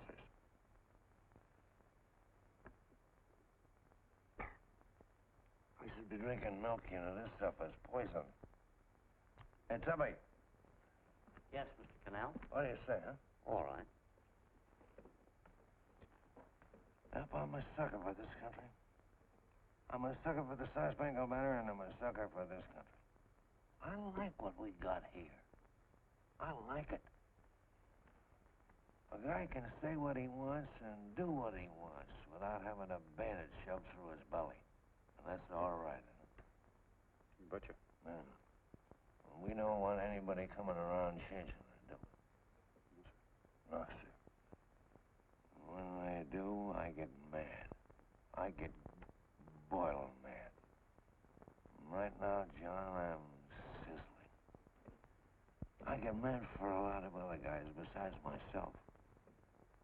I get mad for a guy named Washington, and a guy named Jefferson, and Lincoln. Lighthouses, John. Lighthouses in a foggy world. You know what I mean? Yeah, you bet. Listen, pal. This fifth column stuff is pretty rotten, isn't it? Yeah, it certainly is. And you'd feel like an awful sucker if you found yourself marching right in the middle of it, wouldn't you? You. Of course, you wouldn't know it because you're gentle. But that's what you're doing. You're mixed up with a skunk, my boy. A no-good, dangerous skunk. So you're not talking about Mr. Norton, are you? I'm not talking about his grandfather's pet poodle. You must be wrong, Mr. Cannell. He's been marvelous about the John Doe clubs. Yeah? Say, you're as sold on this John Doe ad, aren't you? Sure. Sure. I don't blame you. So am I. It's a beautiful miracle. A miracle that can only happen right here in the good old USA. And I think it's terrific. What do you think of that? Me, hard-boiled Cannell, and I think it's plenty terrific. All right. Now, supposing a certain unmentionable worm whose initials are DB was trying to use that to shove his way into the White House so he could put the screws on, so he could turn out the lights in those lighthouses. What would you say about that, huh? Nobody's going to do that, Mr. Cannell. They can't use the John Doe clubs for politics. That's the main idea. Is that so? Then what's a big political boss like Hammett doing in town? And a labor leader like Bennett?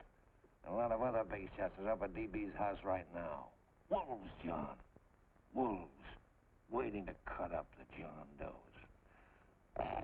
Wait till you get a gander at the speech you're going to make tonight. You're all wet. Miss Mitchell writes those speeches. Nobody can make her write that kind of stuff. They can't, huh? Who do you think writes them? My Aunt Emma? I know she writes them. Gets a big bonus for doing them, too. A mink coat and a diamond bracelet. Don't write them. Why, that gold-grabbing dame would double-cross her own mother for a handful of Chinese yams. Shut up. If you weren't drunk, I'd... Hey, boss. Here's the speech, boss. Hey, go on and read it, John, and then start sucking. Hey, wait a minute, Mr. Doe. Tubby? Yes, sir. Better bring me a glass of milk. I'm smoking too much. Yes, Charlie? Got everything all set? Fine. John Doe been taken care of? Good. How many people do you think will be there? 15,000? Oh, my, that's fine. Now, listen, Charlie. As soon as John Doe stops talking about me, I want you to start that demonstration. And make it a big one, you understand? Don't worry about that, DB. My boys are there. They'll take care of it. What? Yes, I'll be there 15 minutes after I get your call. Why, Mr. Doe. Where are they? In the dining room, sir.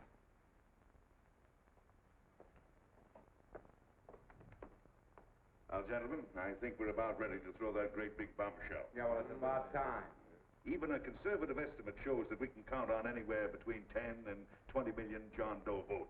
Now, add to that the labor vote that Mr. Bennett will throw in, and the votes controlled by Mr. Hammett and the rest of you gentlemen in your own territories, and nothing can stop us. As I said before, I'm with you, providing you can guarantee the John Doe vote. Don't worry about that. You can count on me on one condition. Little Bennett's got to be taken care of. Didn't I tell you that everybody in this room would be taken care of? My agreement with you gentlemen stands. I'm with you, DB, but I still think it's a very daring thing we're attempting. These are daring times, Mr. Barrington. We're coming to a new order of things. There's too much talk been going on in this country. Too many concessions have been made. What the American people need is an iron hand. That's right. That's true. You're quite right, A.B. Discipline.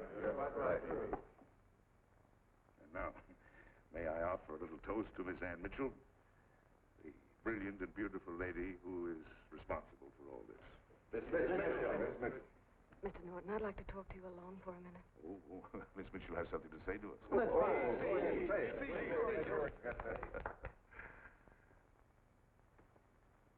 Hello.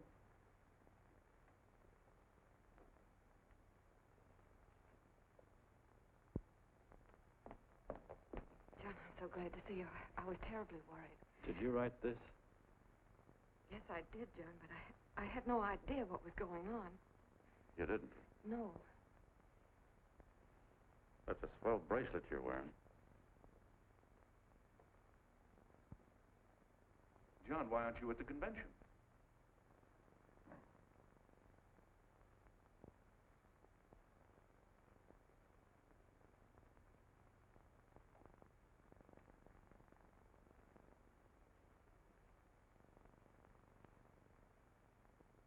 Is there anything wrong?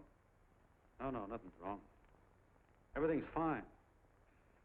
So there's going to be a new order of things, huh? Everybody's going to cut himself a nice fat slice of the John Does, eh? You forgot one detail, Mr. Big Shot. You forgot me, the prize stooge of the world.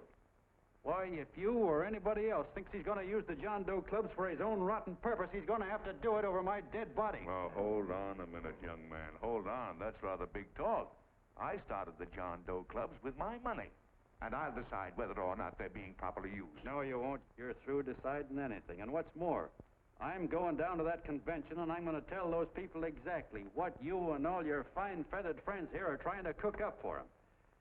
And I'm going to say it in my own words this time. Stop it, baby. Hold my door.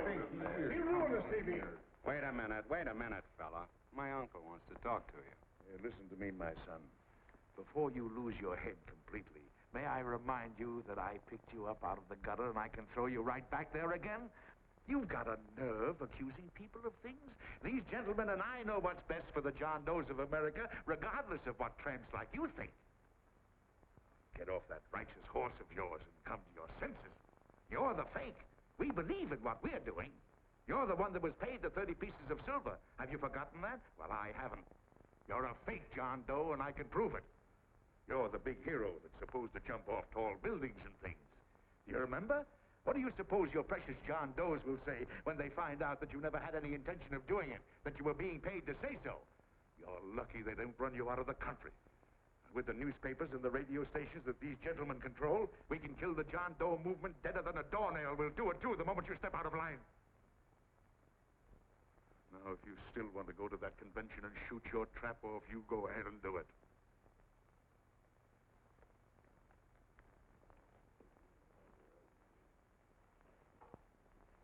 You mean to tell me you try to kill the John Doe movement if you can't use it to get what you want? You bet your bottom dollar we would.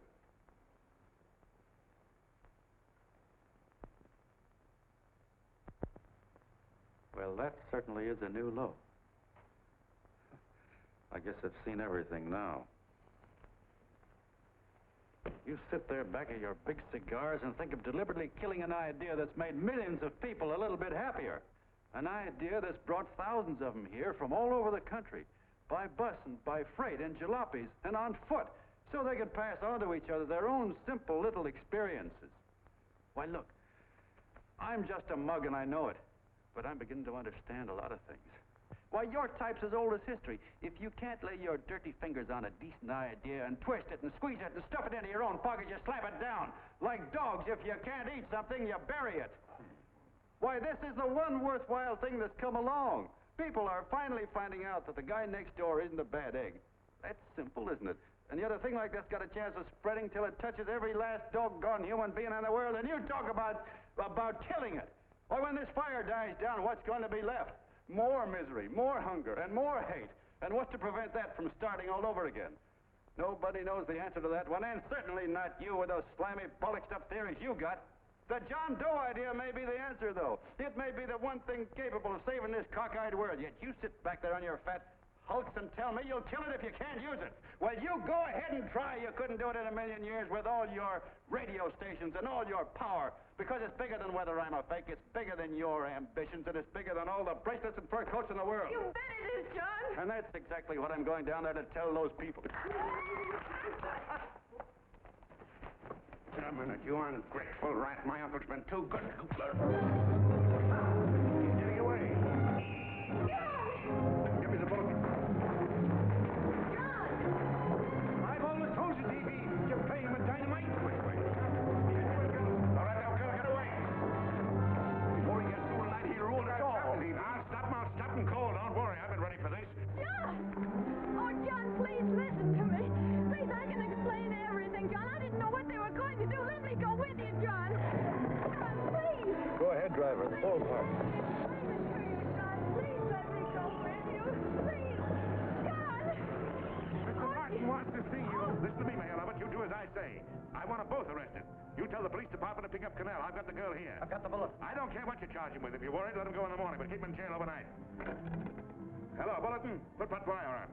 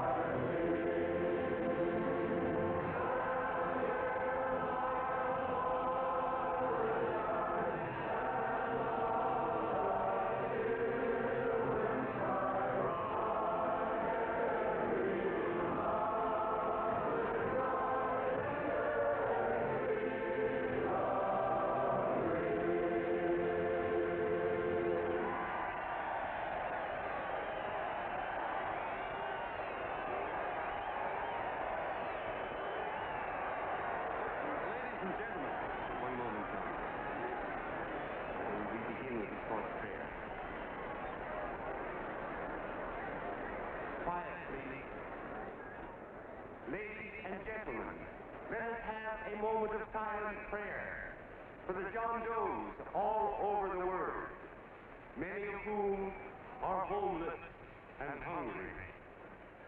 Rise, please. Everybody rise.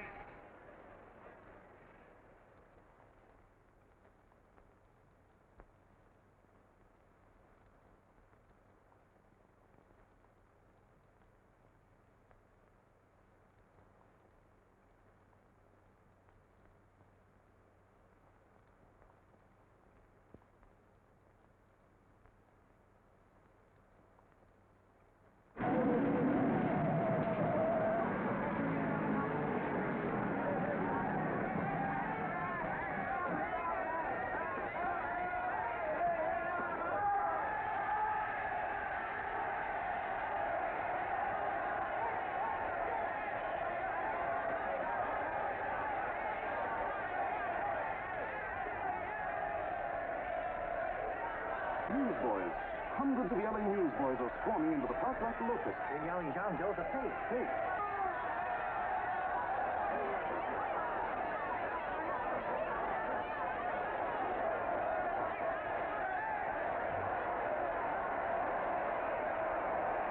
Federal investigation urged by Chamber of Commerce. How could he be a fake? It must be some kind of a gag. A what? A gag. A gag.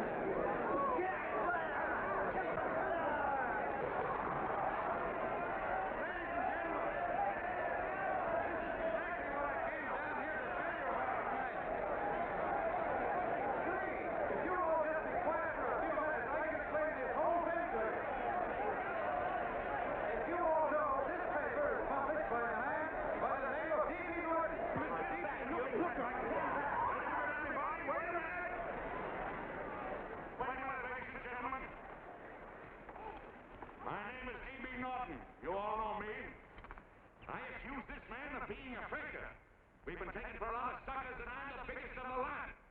I spent a fortune backing this man in what I believe to be a sincere and worthy cause, just as you all did.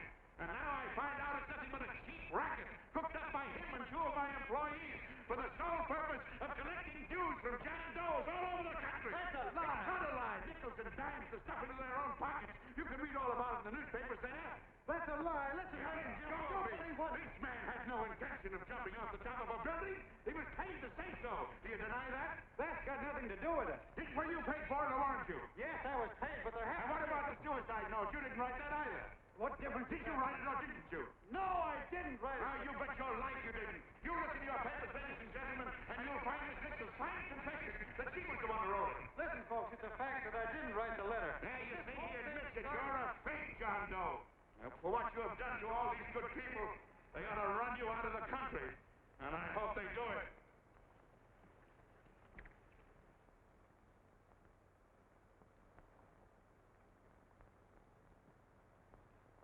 Speak up, John. We believe you. Please, listen, folks. Now that he's through shooting over his face, I've got a couple of things to tell you about. Come on, the rest of you get in here and riot. Break this crowd up. Come on. I'm sorry, folks, but we can't hear him anymore. Something's gone wrong with the loudspeakers. John Doe's a fake! Boo! They can't hear me. This thing's not working. Ladies and gentlemen.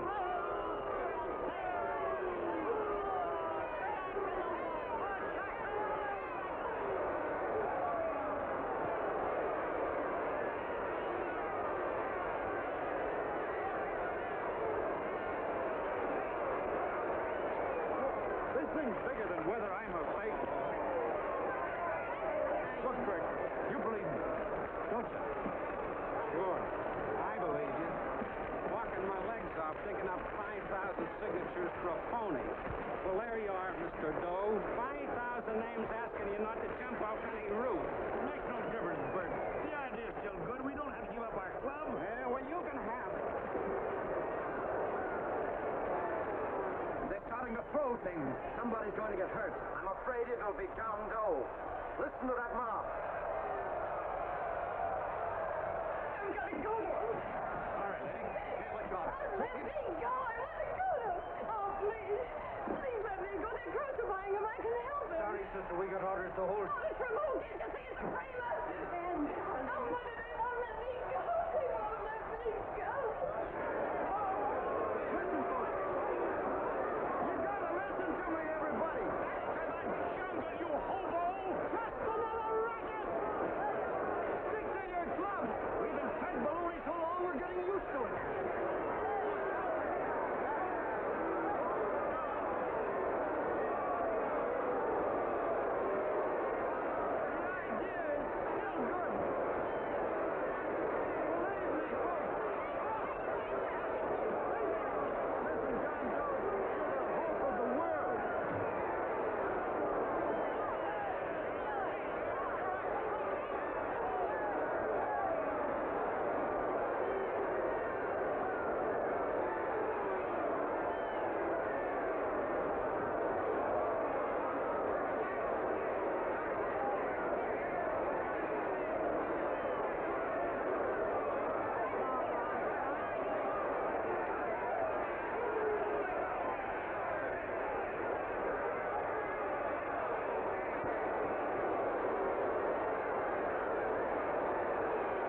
Finally managed to get him out of the park.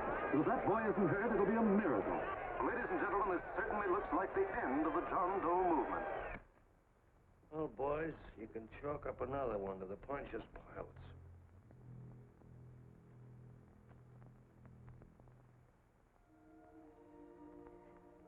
I should have been there. I could have helped him. He was so all alone. Thought I was going to be mighty ashamed of ourselves after tonight. We certainly didn't give that man much of a chance.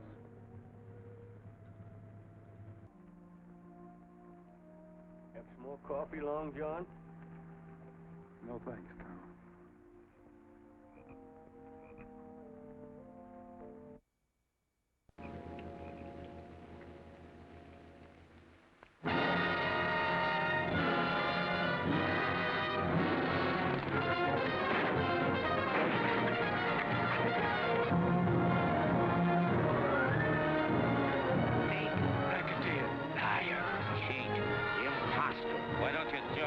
Christmas Eve at midnight. Bye, Mr. Doe. You're a wonderful man. And God bless you, my boy. I'll get in there and catch you. You're a fake John Doe, and I can prove it. You're the big hero who's supposed to jump off tall buildings and things. You remember? What do you suppose your precious John Does will say when they find out that you never had any intention of doing it, that you were being paid to say so? Christmas Eve at midnight.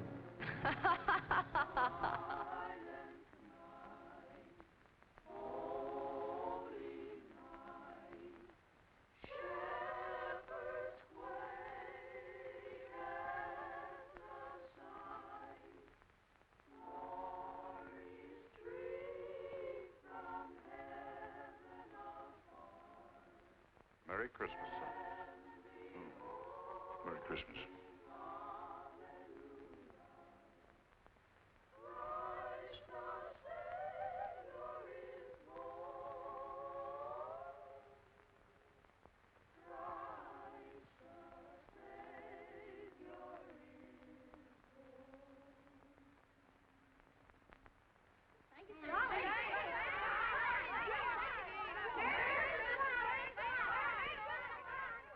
Who? John Doe. Is that screwball still around? Dame's been calling all day. Sure, I know. Yeah, at midnight, huh? Okay, lady. We'll have the place surrounded with nets. They're laughing at me.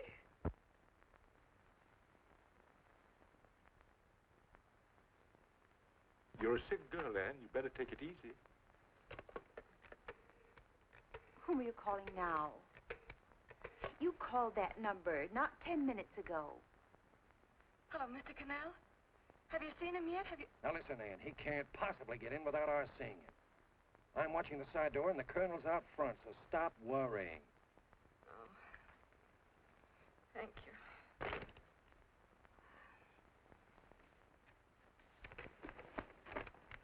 What, Ann?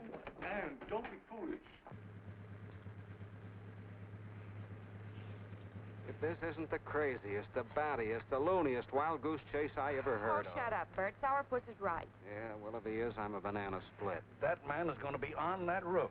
Don't ask me how I know. I just know, and you know it as well as I do. Sure. I'd like to believe in fairy tales, but a guy that's a fake isn't going to jump off any roof. I don't think he was any fake, not with that face. And anyway, what he stood for wasn't a fake. Okay, honey, okay.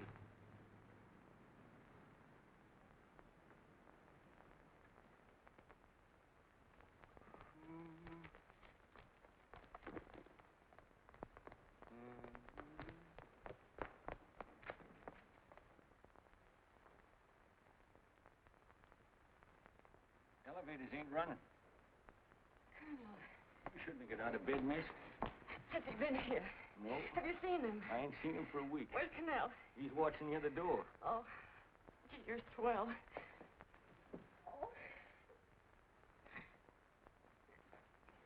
No sense in going up there. I've been here for hours. He ain't here. Let me go, will you? Now, that's crazy. It's 14 floors.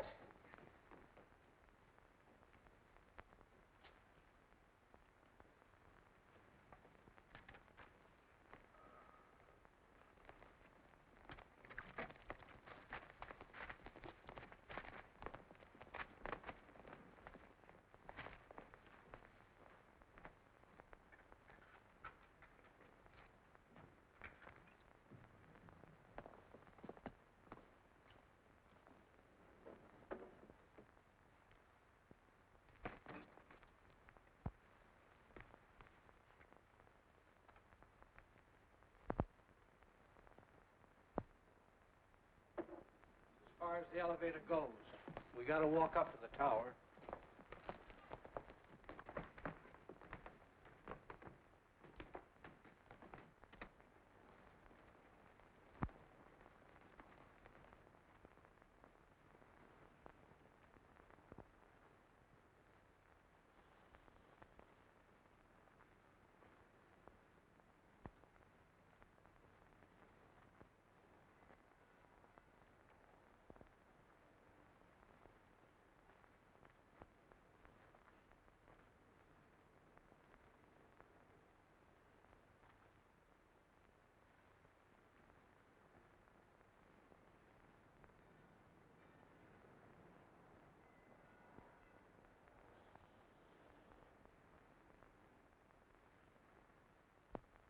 That tramp was probably full of Christmas cheer and asleep in some flop house.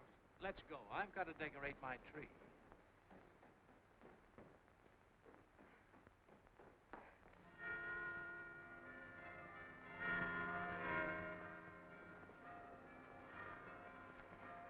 Well, I give up. I don't know what gave us the idea that we'd attempt anything like this. I guess you're right. I'm afraid the joke's on us. Let's go. I hope nobody finds out we've been here.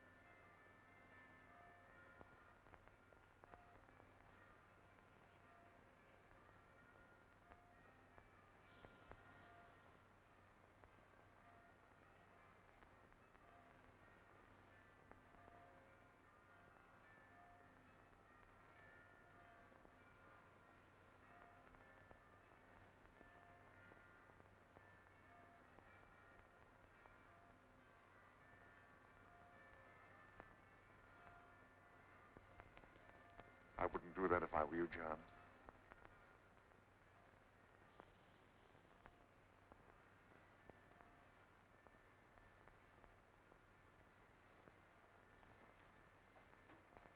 It'll do you no good. The mayor has policemen downstairs with instructions to remove all marks of identification you may have on your person. You will be buried in Potter's Field, and you will have accomplished nothing.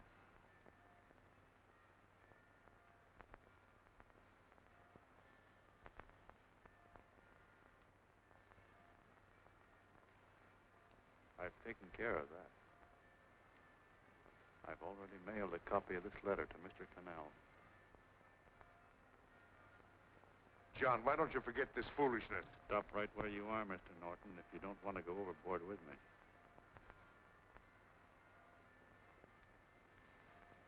I'm glad you gentlemen are here. You killed the John Doe movement, all right. But you're going to see it born all over again.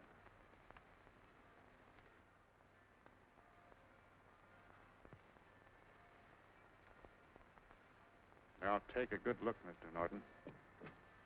John! John! Oh, John, no, I won't let you unlock me, darling. Oh, please.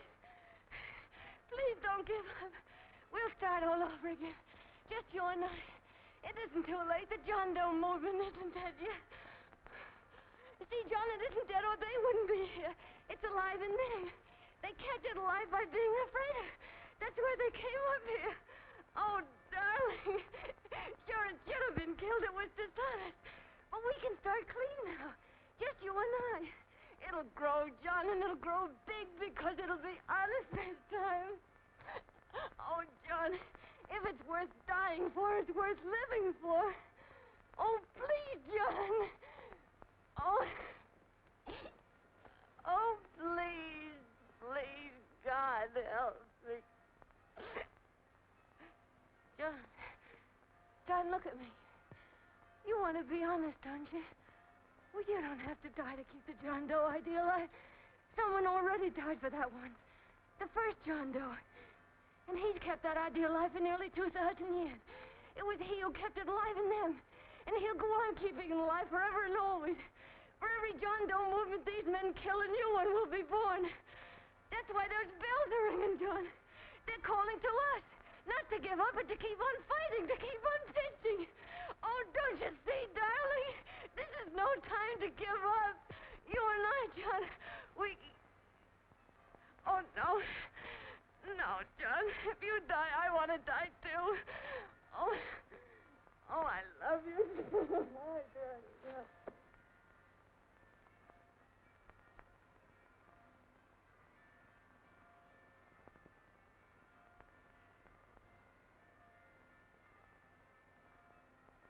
Mr. Doe, you don't have to.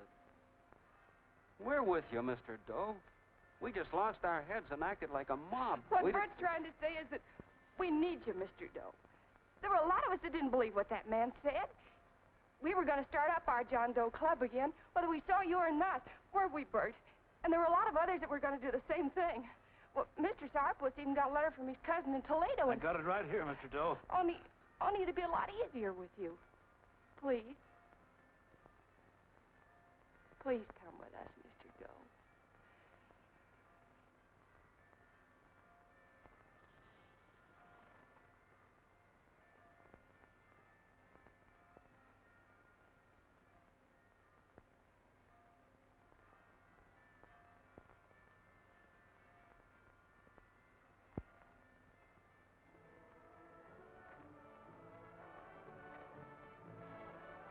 Long John. Mr. Doe. Here, we'll help you with it. She'll be all right. Mr. Doe, take her right down to the car. And right up. Look, we got a car right down for her. They are, Norton, the people.